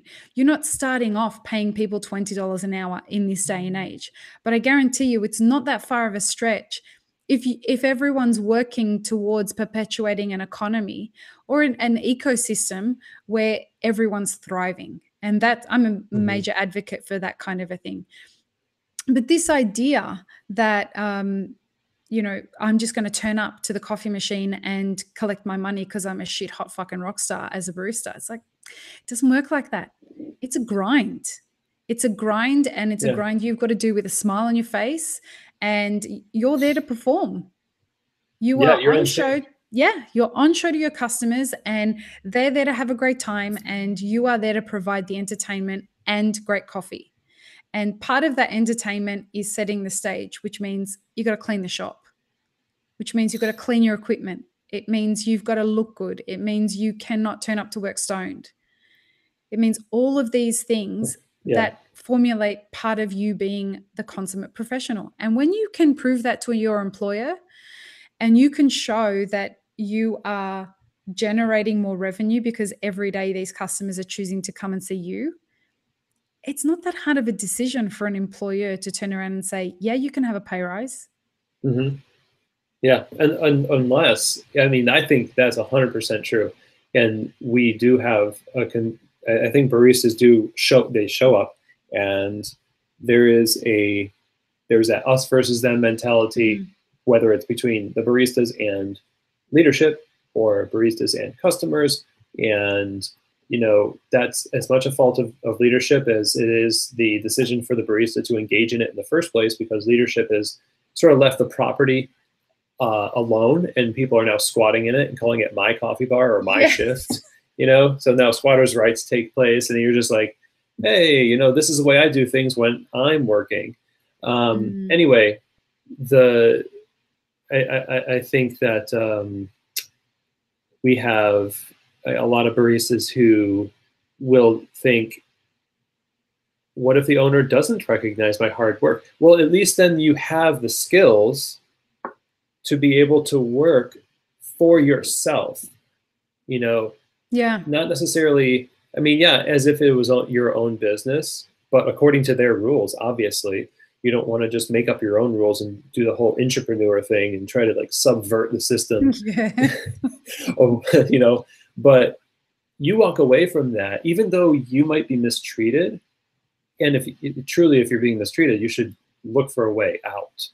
You should, absolutely. And Chris and I both want to make that very clear. If you are being mistreated at work, if you're being harmed at work, any of that kind of stuff, if you don't know how to get out of that situation, contact one of us. Yeah, absolutely. We're very easy to find. If you'd prefer to talk to one of us or the other, we're both massive advocates of helping people figure their shit out. So please contact one of us if you need any kind of help in how to get out of that situation. Yeah, 100%. You find yourself getting into the sunk cost syndrome where excuse me, you've been working there for so long, you've invested so much, that drawing that you did on the cup sleeve that's hanging on the wall, that's your drawing. And it's like your space, right? So to leave a situation, if I can talk about this a little bit, to leave a situation that's bad is harder than just leaving, because there's money on the line. Yep. Because there's emotional investment on the line. And so it's not just as simple as saying, just put your 2 weeks in and you'll be fine. I think, you obviously could do that, but you need to come to grips with the situation as it truly is. And when you realize that somebody doesn't have your best interest in mind, and it's not conspiring to your success, and never will. If you go to that meeting and say, I want to add value to this business, and how do I do it? And there's like, get out, you might take them up on that, and do so in a very calm and strategic way. That's when community really will come to bat. That's where, you know, you start to look for other options without telling anybody, essentially. Because obviously you're in a toxic environment where vindictive people will do things that are rash. So step carefully in that, and provide for yourself in that. But even within that situation, you can leave being the better person. You can leave and still do what you're saying, Lee, like still show up to work and say, you know, I'm going to put 100% into everything in this shop, even though this shop is, or the leadership is really doing these things that are not good. I don't feel valued or whatever. Because when you go to the next shop, what's going to happen if you don't really take charge of what's happening to you and make it happen for your benefit? You're going to bring on baggage from that past job.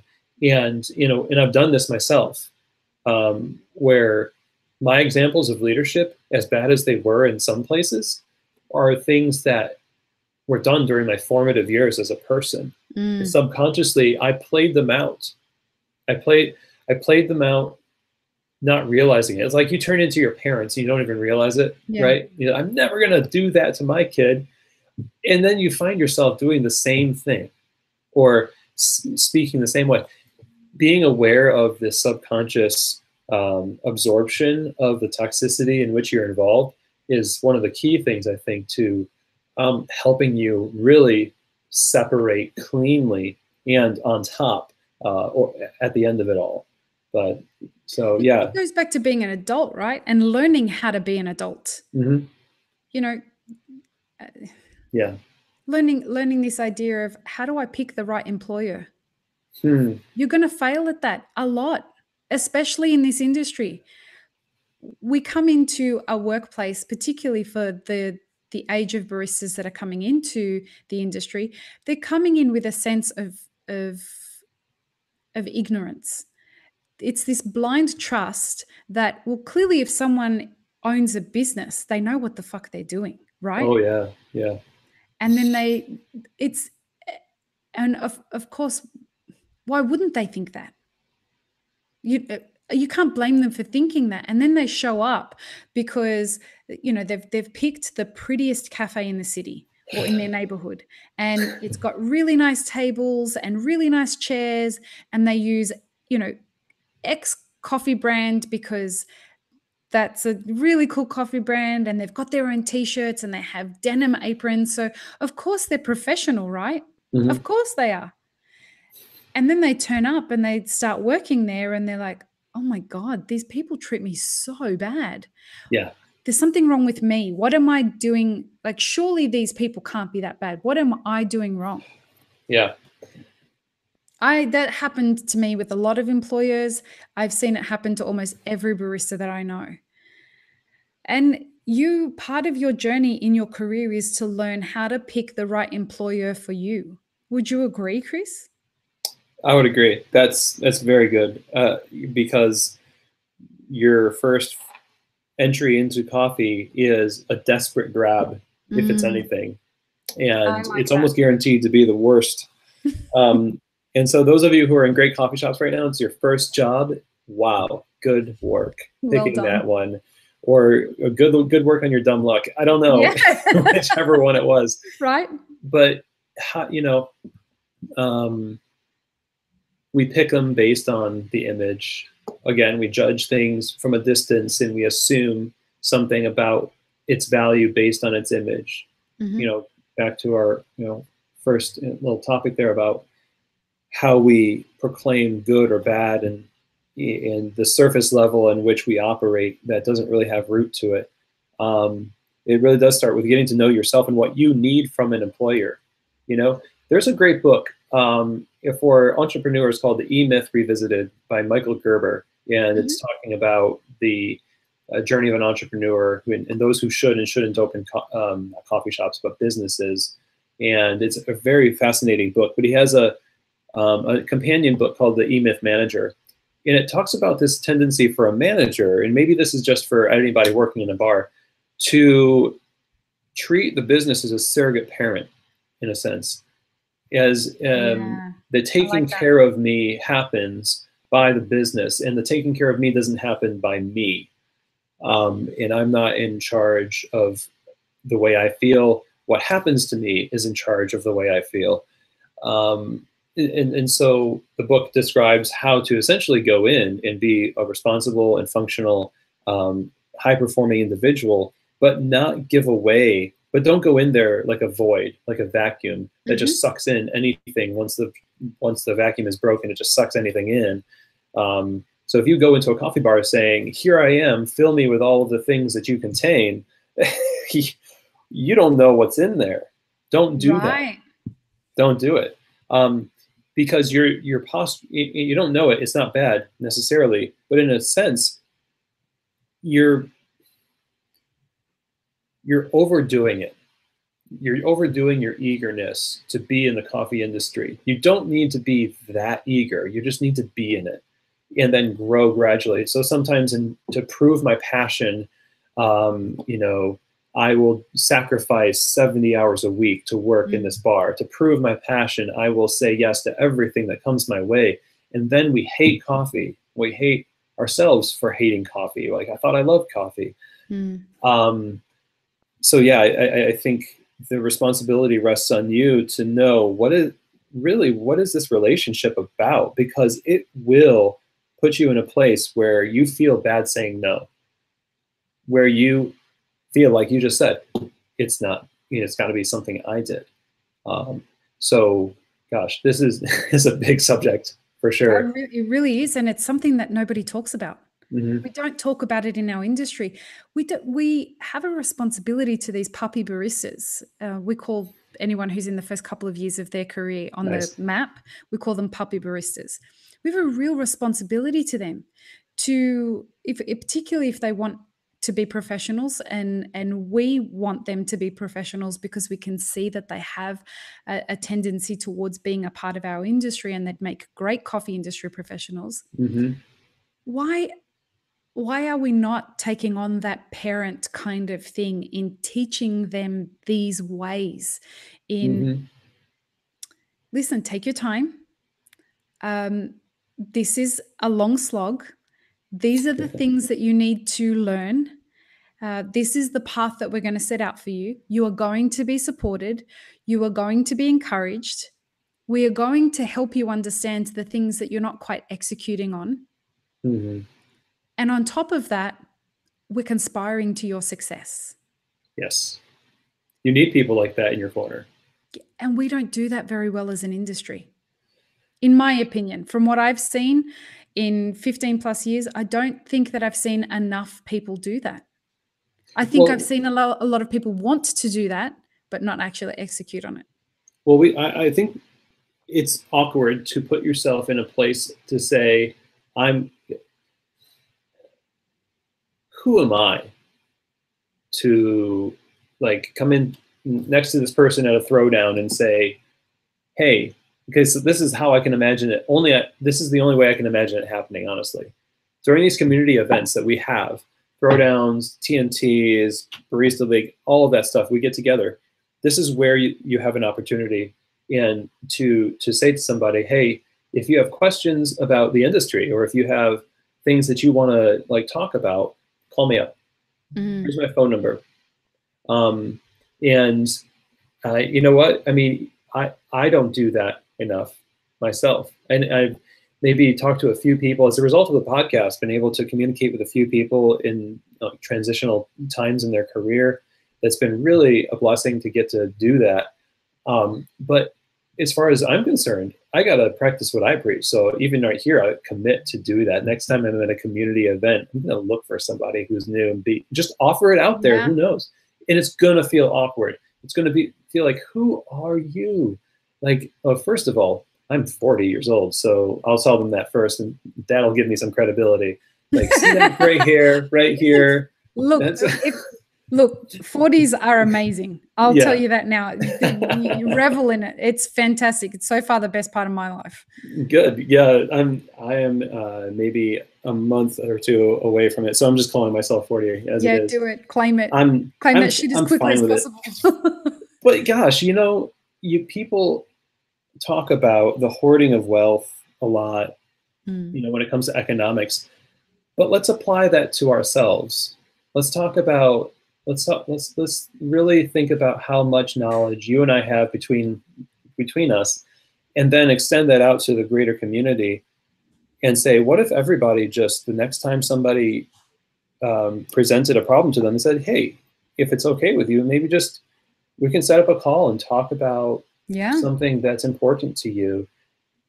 Because sometimes you'll be in a cafe, and out of the dozen employees and the owners and managers, you think you could find somebody, but there's no one. No, and I really feel like this is what we should be doing as owners of businesses. Our staff should be able to rely on us for that. Isn't that part of the job? As your boss should be your mentor. Yeah. And when I say to people say, how do I know? You keep telling us we have to learn how to pick the right employer. Go and work for someone you want to be mentored by. Hey, but what if it's not the coffee that I like? You know, like, you go ahead, finish. That's it. I mean, like the thought is, I want to work at a place that I respect. Doesn't amount to the respect for the people. It amounts to the respect for the product. Right. So the thing is, there are different elements of your career. Right. There's learning how to serve people. There's learning how to sell to people. There's learning how to present a cafe, and there's learning how to prepare beverages. They're the 4 elements of the barista's job, as I see it. You need to go and find people who are going to mentor you in those 4 different elements. Now, there are going to be some places that you work that have the best systems in the world and bar flow and all of that. But they don't use the best coffee in the world. You're not going there to learn about the coffee. You're going to learn how to run an efficient coffee bar. Yeah. That's what you're going there for. Then, and you're not going to be there your whole career. You're going there to learn something, and you're going to pour yourself into that. You're conspiring to their success, and they're conspiring to your success by teaching you. And so when you do that, there's a currency exchange there that benefits everybody. Nobody loses. So the day that you leave, they're wishing you the best, and you no longer hate that place because they were assholes to you. Or you know what I'm saying? And so what happens is you've mastered that technique. It's taken you 2 years or 1 year or whatever to learn bar flow at this place. I now know that there's another place that is equally known for their bar flow. I want to go and experience that. So then you go and work for somebody who is teaching you what you're looking to learn and fill the gaps in your career path. If you want to learn how to sell, go and find people who have lots of customers and figure out what it is about that model that is so successful around sales. That just makes too much sense. I know. I'm sorry. I'm really sorry to sound so logical. It's one of my failings. I gotta take a class and figure this out. Like I said, we have something on the 29th of July. Hey, there you go. mapitforward.com/events. Yeah. You know what? As you describe it, I can't help but look back at now almost 20 years in coffee and think, if I merely did what you said, if I merely mapped out my career and I said to myself, no, I definitely want to be in coffee. I chose early on, I want to be in coffee professionally. So you know what I did? My right brain did? I just went in and said, hey, I'm working in coffee. And then years later, I looked up and I said, hey, I'm working in coffee, but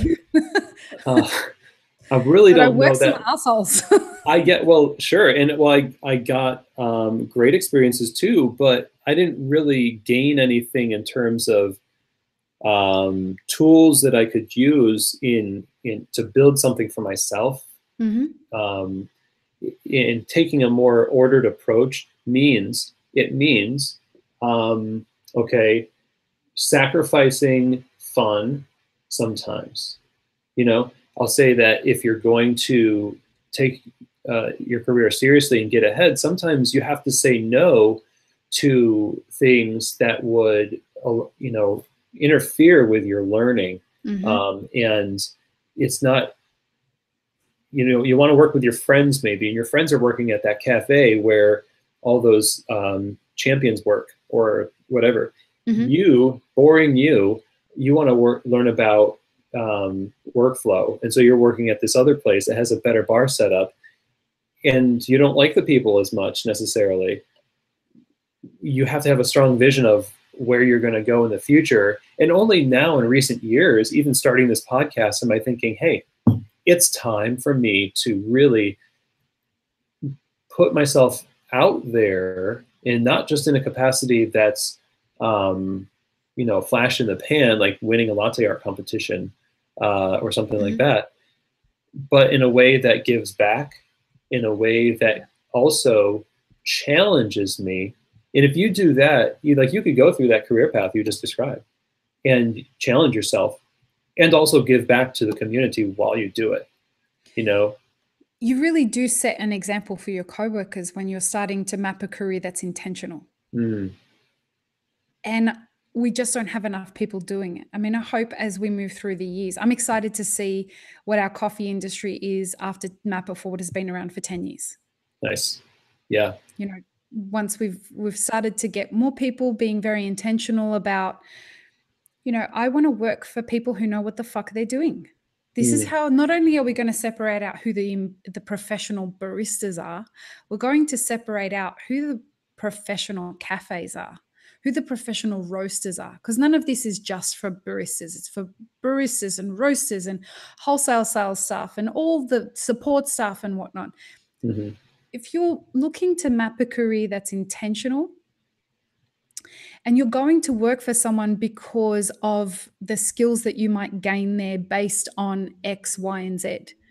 When you go and interview for something like that and you say, hey, listen, I really want a job with you because I love the way that you run your customer service program. And it's a gap in my career and I would really love to learn from you. Man, as an employer, who doesn't want to hear that? Yeah. You know how we all say you can't buy passion or you can't teach passion? Yeah, exactly. If you're listening to this and you want to figure out how to get a job, do that. I'd hire anyone in a heartbeat. I would create a job for somebody who said to me, I want to learn how you do what you do because I just think it's so fantastic. Yeah. Now, what about people who work or live in a place that is kind of a coffee desert in a way? One shop, and that one shop is played out. Like there's nothing going on there, and they can work there. They're eyeballing Seattle. They're eyeballing, LA or Portland. Should they move? Should they, or is there some kind of a way that they can create those experiences for themselves within their community, or should they just start it for themselves? Start a coffee bar. I get asked this quite a bit from people who are like, hey, I love what you're doing with Map It Forward. Thanks for making these, the courses available via video. I live in a town where there's nothing going on. What can I do? And my advice to people who are in those situations is go and find other people who love what you do and create a mastermind group. Create a monthly meeting or a weekly meeting where everyone subscribes to a different coffee subscription. And everyone brings a coffee and you theme the coffee brew method for that month. And your responsibility is to have a way that you guys meet every month or every week, or however it is you do it. And what you're doing there is a number of things. One, you're creating a community of like-minded people. So you are essentially creating your own future customers. Then what you're doing is you are creating people who are going to conspire to your success, and you will conspire to each other's success. On top of that, you're learning how to calibrate each other's palates. Nice. Yeah. the last part of that is you are learning how to learn from each other.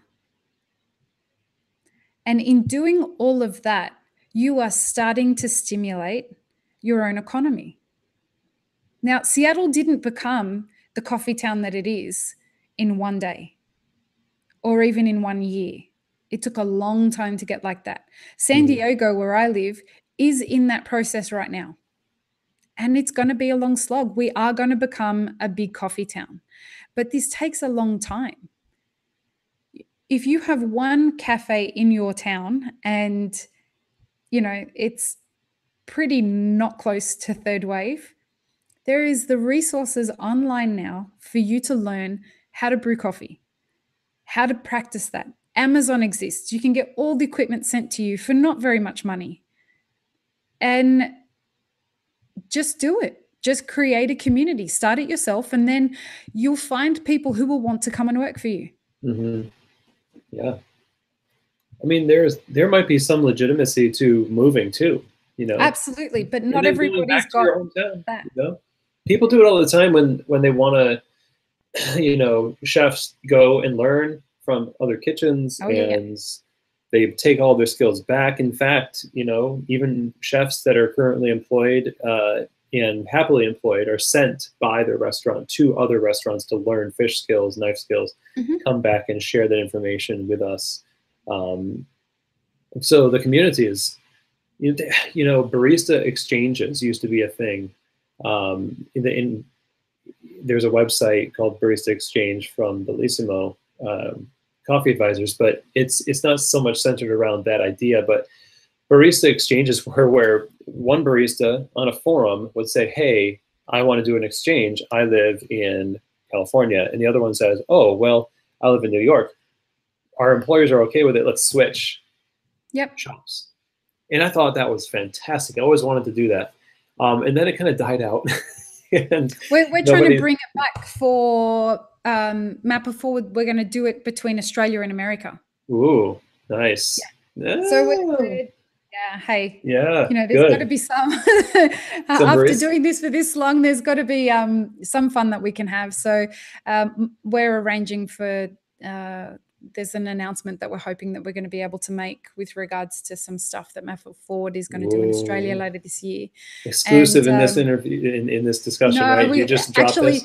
The meeting after this podcast is going to be the final confirmation as to whether this is going ahead. Oh, okay. And so what we hope to be announcing is going to involve some clients of mine that will come along with that. And there will be a barista exchange that happens, as well as a coffee exchange. So we've done that with Elixir, where what we've done is serve. So we did it with Copa Vida and Edition. The first Elixir dealer in Australia and the first Elixir dealer in America swapped coffees for a week. Nice. And so we brought the coffee from Australia to Copa Vida in Pasadena. And then on the way back, we took the coffee to Edition in Sydney, and they served each other's coffee for the week. So I'm a big fan of that kind of behavior. It cultivates community and all that kind of stuff. Now what we want to do is have the barista exchange happen intercontinental. So I think that what that does is it starts helping people's brands branch out, and people start to get this hunger for, I can learn from a different coffee community. I don't think that we quite here in America understand exactly, well, that's not the right way to say that. Different coffee cultures have different definitions for high volume. Yes. It was a crazy day. Well, maybe. Yeah, let me tell you the days that we used to have at Campos when we were serving 2,000 espresso-based drinks a day between 3 baristas. That's fucking high volume. That dwarfs what I think I'm used to hearing when it comes to a busy morning. Right. And so this is why I think that these barista exchanges are important. I think that you're absolutely on the money with that. What we need to do is, through this whole career mapping thing, is give our employees the opportunity to go and experience other cultures, because it enhances their career experience. And that in turn, conspiring to the success of the business, gets them bringing back ideas that they can maybe see a way to solve some problems that we're having in our bar flow. Yeah, exactly. And at least if you don't come back with, this is true for competitions too, as esoteric as a competition can be in, you know, the higher echelons of WBC, you do come back to your bar with such an attuned eye and ear, just a feel for order, for if something is not quite right before, you were fine with it, whatever, it doesn't matter. Maybe the customer would always see it, but you've gone blind to it. Now you come back and you're like, why did I ever put my towel that way? Or why did I ever allow that much ground coffee to be on the counter at one time? And so, yeah, those experiences really help at least readjust your focus. If you're not going to come back with these like tools that says, well, I came back with a manual on how to fix everything. No, maybe you just come back with more senses about you. And perspective, right? That's it. Yeah, perspective about you have a lot of room for growth where you are, even though you thought you've reached your limit. And so it makes you maybe stay in the shop that you were in for another 2 years to be like, wow, I really have it good here, or I've really been stinking the place up. And either way, I want to stay here longer to either fix that or to enjoy this more. And that's something I think that baristas are sort of, the transient barista, the turnover of baristas in a cafe, it is something that's financial, obviously. They go on to other careers where they can make more money. But in a sense, they do leave though, before they get the main benefit that they're going to get from working at that shop. If they're only there for a year, if they're only there for 2 years, after 2 years, I don't think that you've got as much as you can get from that shop. If it's the right employer. Yeah, well, exactly. Good. If it's not a dysfunctional employer who is raking you over the coals and telling you what you want to hear all the time, and they're not feeding you in your mind and in your soul. Yes. And motive and all. Yes. So yes, I agree with you. Yeah, and so in those situations where you're in a good place, but you see greener pastures, I would love it if baristas would just hold on for a second. Even if it's going to be a little bit more money, just wait for a second, a few months even, and sit on it for a while and see if it's actually the right move, or if it's just that kind of knee-jerk response to that surface level view of that shop or that situation. If you're not being too impulsive about where it is that you're going to go next in your career, and compound the problem of just not going anywhere, but just changing the scenery and being the same person with different scenery, not becoming better as a barista where you are. Because I think if I would rather hire a barista that has 5 years experience in a mediocre shop than 1 year experience in 5 awesome shops. So that again, you'd rather hire a barista with 5 years experience in a mediocre shop, not a terrible shop, but in something that's decent but not great, than a barista who's spent 1 year in 5 amazing shops each. Okay. So only because there's a character development that happens over the course of time to a person when they're in the same environment, where they get past the honeymoon phase, and it forces them to become their own rock, their own anchor, and it forces them to actually give back more because they've already been given to as much as they're going to be given to. So I feel like this is not 100% true in all cases, but I feel like there's a maturity about the person who does that, who has an appetite for a longer time in a cafe than one who is just jumping from place to place. It's hard because it might be completely wrong in some cases, but time, I think, is one of the missing elements that will give back to baristas that maybe they're not letting themselves have in the position where they are.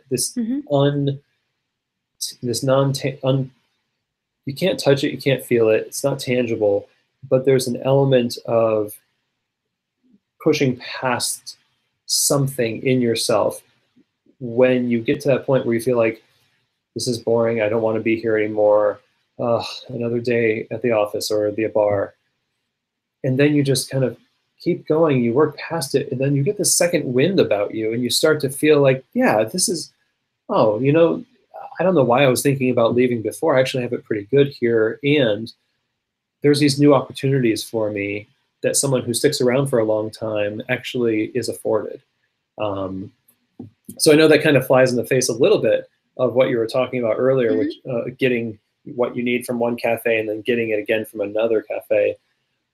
But maybe there's a balance. I think you're right. In that sense that there's a balance, and it's going to work different for different people, and it will work different for you in different parts of your career. You know, when you're learning, the puppy years in your career map are all about learning the fundamentals. And if you find that the place that you're working for isn't teaching you the fundamentals of how to make great coffee, you know, you've turned up and you are working for a cafe that you thought was great, but you've come to realize that they actually have terrible business practices. Yeah. Get the fuck out of there. Sure. No. Yeah, absolutely. You know what I'm agree saying? with that. Yeah. If I think that you should stay anywhere for as long as you're being fed, and as long as you feel that you're feeding the business. And if you feel that things are stalling, and we all do, like our industry are the kind of people who we're quite fickle. If we're not feeling like we're important enough, or if we're you know, getting enough attention or doing enough, or this is getting quite boring, we're like, I'm piecing out of this. Yeah. If you're reaching that state where you're feeling like this is a bit monotonous, just a heads up, what we do is fucking monotonous. Like, hello, it's the same thing every day. Not sure if you realize that, but that's what we do. Anyway, as an aside to that, if you're feeling bored at your job, go and talk to your boss. Yeah. If you've talked to your boss and the response to that is, there's nothing we can do about it, this is the thing, well, then perhaps it is your time to move on. But if your boss comes back to it and says, all right, well, great, if you feel like it's time for you to get more responsibility, how about we figure out what that is? That will reinvigorate you. Then you will feel that you're learning more. Then you'll feel that you're being fed again. And when I say being fed, I don't mean in your stomach. I mean being fed in your mind, and being fed intellectually and spiritually, and all of those things that you should be getting from wherever it is that you're choosing to work. You know, connection with staff, learning how to be present for your teammates, learning how to let them be present for you, learning how to be of service. All of these things are life skills. And your job should be teaching you those things. And if it's not, and let me tell you, in my experience, very few places will actually have an all-encompassing platform for you to learn from. Sure. Yeah. And go ahead. Some of the things that come to mind when it comes to why somebody might choose to leave a place and go work for another, it is, I think people get the impression that they have to work for a big name in order to have a big career. Interesting. So I want to go work for, and these are great places.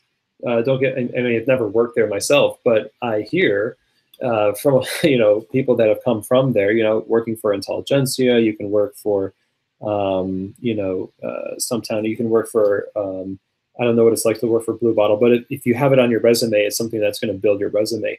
But I think in some ways you can look a gift horse in the mouth with your shop that you currently are at.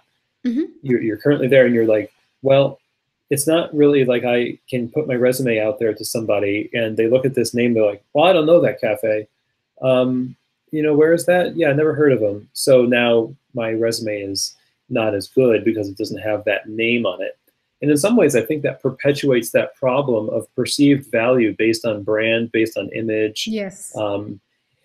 If you can detail what it is exactly you did there or what you learned there, then it kind of overcomes that fear of not having a name on your resume to show, because somebody who does know their business well will recognize that those skills will actually, take care of the business in the long run. They want somebody with your skills on the team rather than just somebody who has worked there before. And I think it's rather foolish for an owner to look and see that you've worked for a big name and then have that automatically be worth anything. It really shouldn't be worth anything.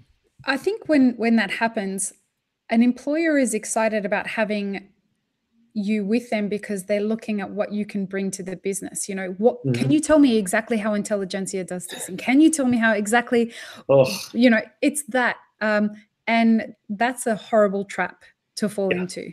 As an example, when I was working at Campos, we had we were so busy. This is the place where we were doing around 2,000 espresso-based drinks a day. That because we were so busy, we couldn't speak to each other. We couldn't call orders or anything like that in the way that you might expect. And using tickets was not, it just was going to fall over. And so we had a system where we used spoon positions on the plate that would tell us what coffee was up next. So we had to make a latte. There was a spoon position that would tell us if it was a regular latte, a large latte, a soy latte. So there was a whole system that we learnt that language. And so if you could say that you had been a Campos barista, and most people lasted this is back in the day. They don't have the prestige that they had now as they did back then. But if back in the day you could say that you'd worked at Campos for more than 3 months, you were so highly sought after purely because of what you knew about the way that system ran. And people wanted you to impart your knowledge. They hired you for your knowledge and you could name your price. And so why I say this is it works for the employer and for the employee. But if you're a barista that's mapping your career, being strategic about choosing your employer is important from a resume perspective. You want to be able to have experienced what it's like to work for big companies. And when I say big companies, I include Starbucks in that. Yeah. Starbucks has so much money to invest in systems and in branding and in flavor profiles and all of this kind of stuff. Whether you agree with it or not, there's a lot you can learn from being in a team at Starbucks. Yeah. I've never been there because Starbucks really didn't exist very much in Australia. They closed like 600 stores in one day or some rubbish. But being able to structure your career in the way of, I'm going to having worked for Intelligentsia and Blue Bottle and, well-known cafes, even the smaller well-known cafes like Minotti's in LA, everyone, shout out to Nicely. He's done a really great job in building one shop that he's going to expand that has an amazing reputation. Having Minotti's on your resume is going to work for you. Why? Because it has clout and it's a proven system. Right? So then also being able to go and get experience in shops that don't have a name and going in there with the intention of, I'm going to see if I can help turn this cafe to have a better reputation than when I came. So It's this idea of, I want to leave this place in better condition than I found it. If you're looking to do something like that, that's a story that you can tell a future employer. When they start saying to you, oh, like, I've never heard of this cafe that you've worked at. Oh, I've got a real great story about this place that I worked at. I had just come from working at Intelligentsia. The owner at this new shop, he came and found me. I started working and we transformed the coffee program there to where they were selling 20 pounds extra a week within 3 months. Yeah. That's something that potential future employer is like, okay, this person now has a whole other different shine to them. This is what career mapping does. This is this idea of, I'm going to be very strategic about this. And also, once you've worked at some of these bigger places and you have a value add to bring to a business that isn't doing quite as well as as they could be doing, if you can prove your value add when you're there, you are absolutely going to find yourself getting $20 an hour quicker than anybody else that's ever worked there. Sure. Nice. So that's my 2 cents on that side of things. Yeah, I mean, and it's the responsibility. It's the responsibility of the owners, whoever's doing the interviewing, to make sure that you are a good person. Yeah. You know, because part of the reason why I say that if you see a big name on a resume, it maybe brings too much clout to that individual, is that it can blind the person doing the interviewing to the obvious flaws that you see during the interview process.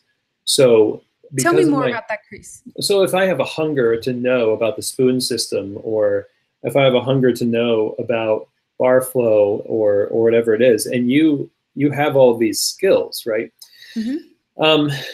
And during the meeting, you're talking about it, and I'm just so fascinated, just like enamored with this, right? It's very likely that my bias toward those things is going to blind me to some of your character flaws that an interview is supposed to uncover. I might not even ask half of the questions that I wanted to ask, or do a second interview the way I should have done with another person or something like that, lots of different ways to, interview people, but bringing people on board that are, I don't know, it's hard to, from an interviewer's perspective, to get past those skills sometimes, because you could have a rock star barista, like we were saying earlier, with all those skills, but everyone hates them. We made the program better, we made the coffee better, we made more money, and in the process, it just makes the place miserable. And I've had people that, unfortunately, I've hired where that has been the case, where they had skills as a barista, but they didn't have people skills. And I don't think I'm saying anything new, of course, No. but I think it's worth knowing ahead of time that you, first of all, as a barista, need to be in charge of how you are with people, and make sure that you're not just developing your skills in terms of production and the way things are done in operations, but in the way that you relate to people, in the way you relate to leadership and peers and customers. And those are intangible skills, but you can put them on your resume in a unique way, instead of just team player, quote unquote. Try to think of a way to put it in a more substantial way. But as an owner too, I would say to those owners out there, or people managing and interviewing, don't get too enamored with the idea that somebody has worked for a place that you respect, and to have a certain healthy level of skepticism, just the same way as an owner should have skepticism about the ease of which the easiness of opening a coffee shop. It's not easy. This person, if they're too good to be true, is likely that they are. Don't go the opposite direction and be like, oh, well, you work for Intelligentsia, we'll see how good you are. Right. But don't do the opposite of that, which is, you work there, when can you start? Right. Such a great point. Yeah. I received a text message from someone showing me that a particular rock star had applied for their job, and and they were so stoked. They're like, "Oh my God, this person applied for this job that I've got going." And I'm like, "Okay, interview them as though you didn't know who they were." Yeah. I'm like, "But of course they're going to get the job." I'm like, no. Just because they're Insta famous, you have no idea if they'll clean a fucking toilet. And if they can't clean a fucking toilet, you don't want them. And the fact that they are Insta famous probably means that they're expecting that you won't let them clean a toilet. Unfortunately, yeah. But you're absolutely right with that. It's we're an industry that operates on ego. unfortunately. Not everybody, really not everybody, but we have to find ways to remove that. I mean, the number of times I've seen people get excited by, oh my God, I've got to go to this cafe and ask them for a job because it's this cafe. And I'm like, what are you going to learn there? Yeah. I'm like, well, does it matter? It's this cafe. I'm like, what the fuck are you going to learn there? Have you asked anyone, do they treat their people well? And it's this, you see these things start to change and they get grounded about it. And it's like, go and talk to some of the baristas that work there. But everyone looks so happy all the time. It's their job. That's their job. Yeah. That's their job. That's how they make tips. Correct. That's how they make a living. Yeah. You know, we have to start grounding, in my opinion, for whatever it's worth. You know, we have to start grounding ourselves and realizing we don't pay our people enough. We don't support them enough. And we don't give them enough of a reason to conspire to our success. Right. And I think that's a silver bullet. Like, I think this idea of conspiring to each other's success is the silver bullet that we've been looking for. Yeah. And it's a long, like you say, about communities becoming coffee cities or coffee communities. It's a long road to do. You have to be in it for the long haul. And that's where you're right, like separating the people who are the real coffee professionals from the coffee people, as you put it. The idea of being about more than those temporary highs of backpats and retweets and sprudge features, etc., all of which are fine, right? Yep. But again, we have an unhealthy addiction to affirmation, where affirmation is not going to truly feed your soul. Progress is. What is the quote? I forget. That success is the incremental progress towards a worthy ideal. I like that. And read it in a business book, and it's like it's so true, where progress equals happiness. If you're progressing, that's great. Now, like I said, having people say good job is fine, but we live in a society, I think, that really tries to avoid reality, and our industry is no exception to that. So bad reviews are always taken in the worst possible terms. Having, baristas give you feedback about the conditions that they're working in is being ungrateful. It's just unbelievable things that just are a tell that you're fragile.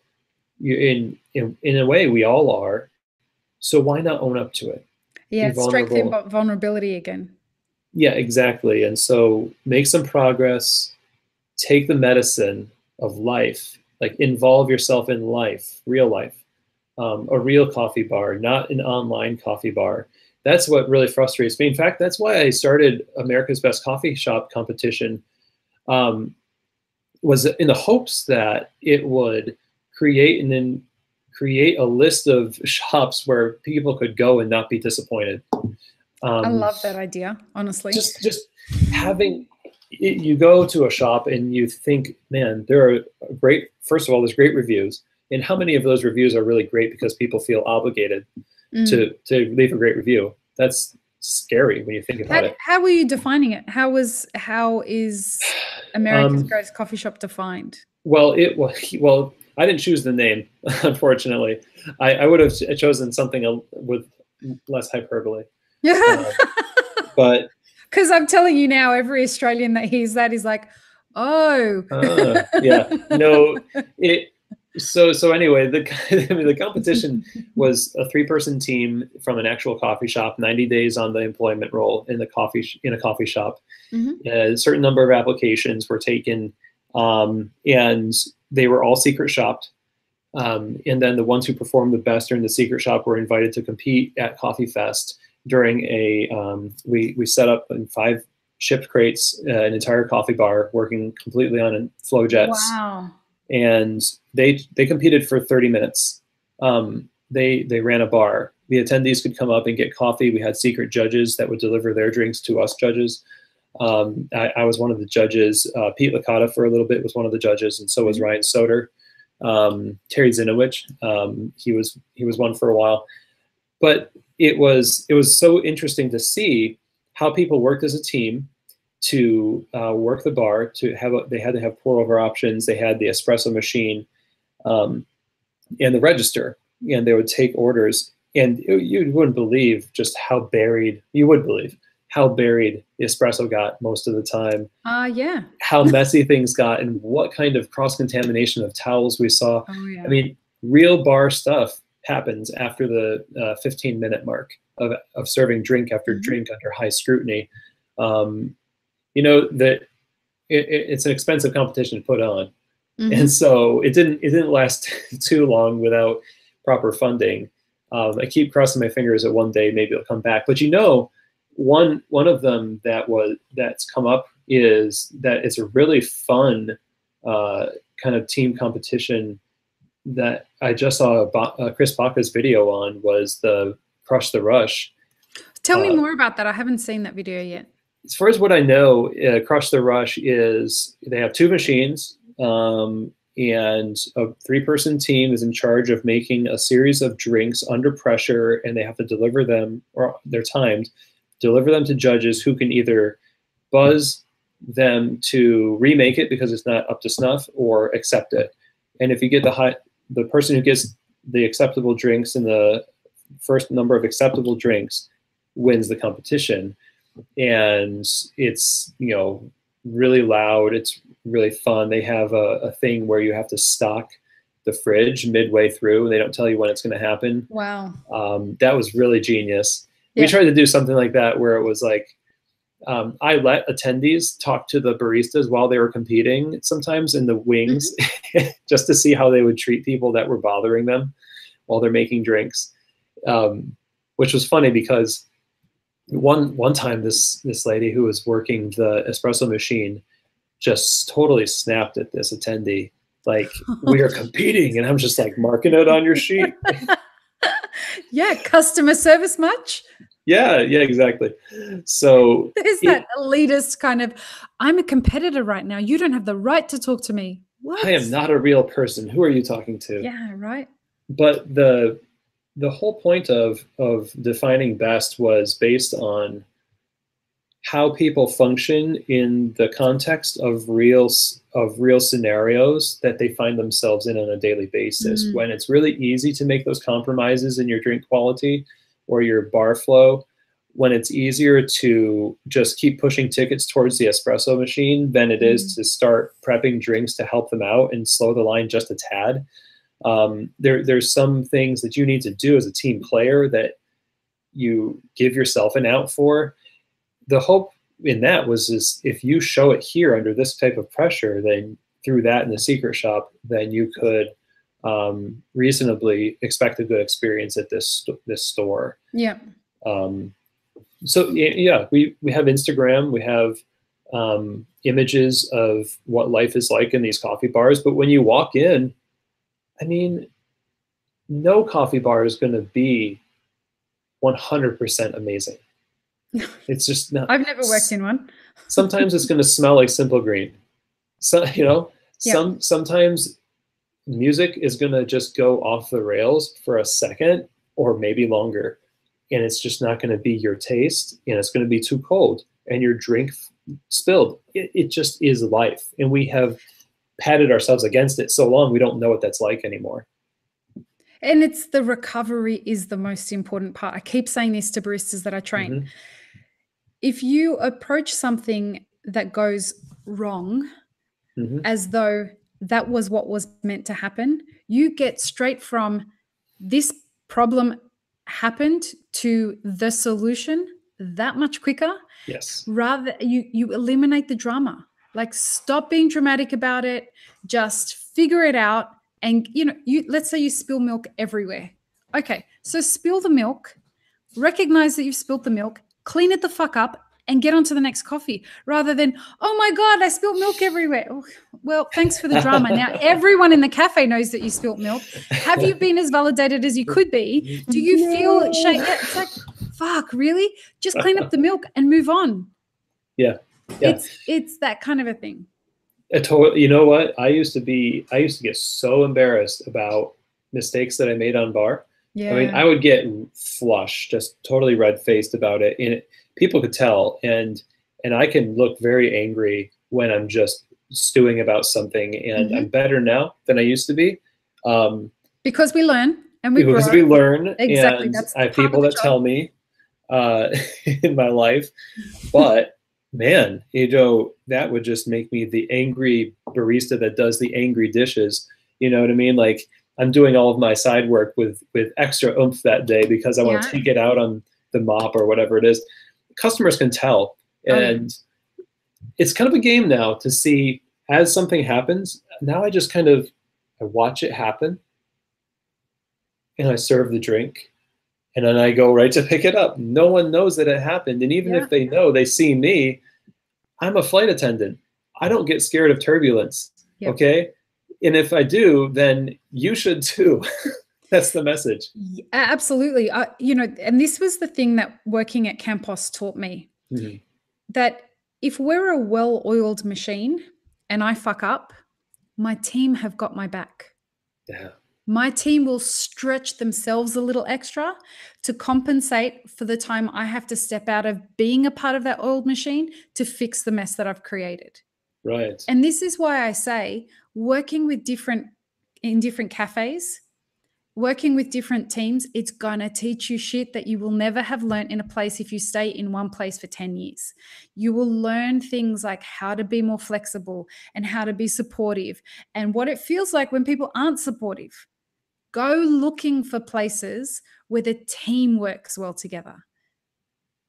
Yeah. It's just so important to fill these gaps. Like, simply put, if you go looking to learn those kinds of things, you're going to be a more well-rounded professional. And that, I think, is what we should be aiming for if we're looking to create professional baristas. We should be encouraging them to learn how to do these different things, but we as owners have to show up to teaching them those things. Yeah. And don't just give yourself the anti-pep talk of it's not your place, or I don't really have anything to share. Everybody thinks that when, next week is going to be 100 episodes of Keys to the Shop. Congratulations, dude. Thanks. That's so fantastic. It's pretty cool. We're doing a book giveaway Nice. next week. And, when I first started it, I thought, here it goes. And we have maybe like 5 or 6 things planned in advance, but things keep coming up and you realize as you go back over your own life, just your life and what you've observed, you do have a lot to share that other people can benefit from. And how dare you not share it? Really? Yeah, I agree. In this place, these people want you to tell them what to do more than you think they do. And even if you're uncomfortable with the idea of telling people what to do, you can at least talk to them about what you feel is best and talk to them about your experiences in this industry and in your life. And so you're telling them what to do in a roundabout way if it makes you feel better. But it's about being a mentor though, right? Yeah. Like, again, I keep coming back to that. If you own a business, you should be worthy of, and you should position yourself as being somebody who is worthy of being somebody's mentor. If that's if you're not able to do that, I don't know that you should be owning a business. Yeah, I would agree with that, because people will expect it from you. That's just the nature of the position. And especially when you employ impressionable younger people, which the coffee industry, it runs on the blood, sweat, and tears of early 20-something people that are figuring their life out. Absolutely. And I say to owners, when your employees leave you and they go off to another place, the fact that they worked for you should be clout enough for them to land their next job. Nice. That's the goal. Yes.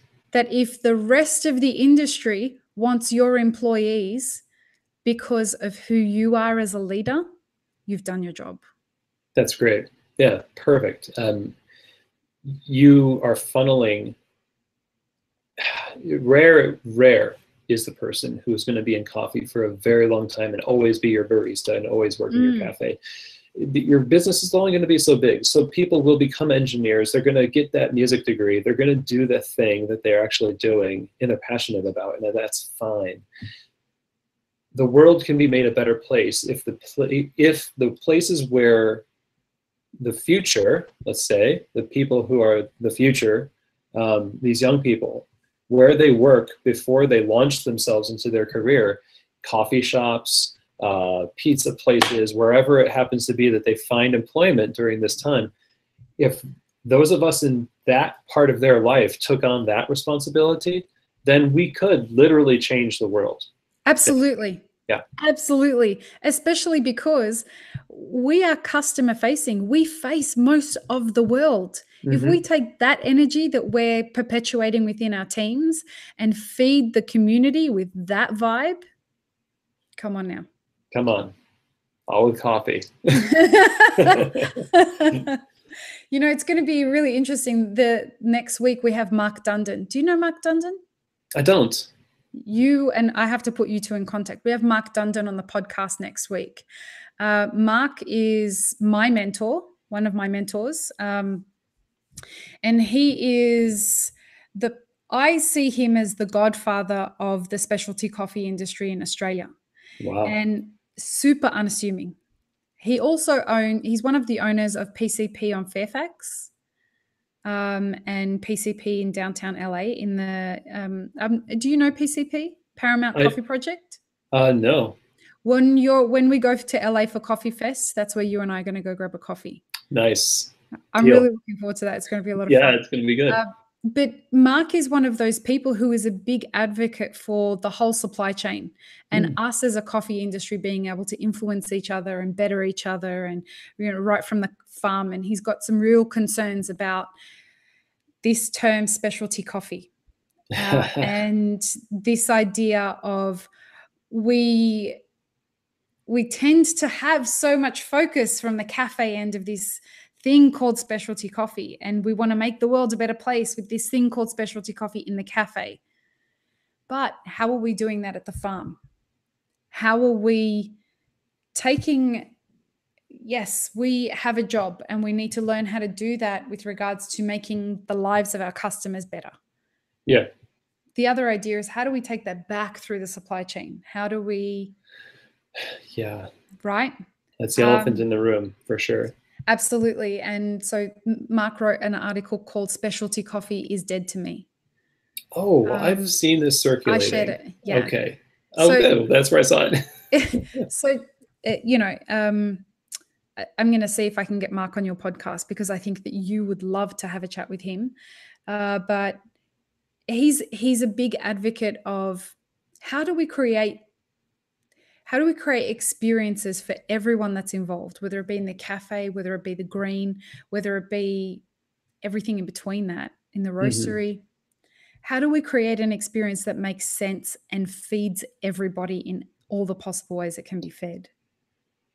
That's a good project to start to really grab a hold of. Yeah. And I think what you were just saying about this idea of, this whole thing of changing the world and doing that through every interaction that we have in the cafe. Mark's been a real pioneer, which is why I went to him and asked him if he would be one of my mentors. He's one of these people that when everyone was not even thinking about how do we create these experiences, Mark was doing it, and nobody really thought that it was going to be that important, and now it's center stage. Yeah. Absolutely. It's probably the number one thing that we all kind of come back to when it comes to what is broken with the coffee industry right now. It's what's going on at the farm.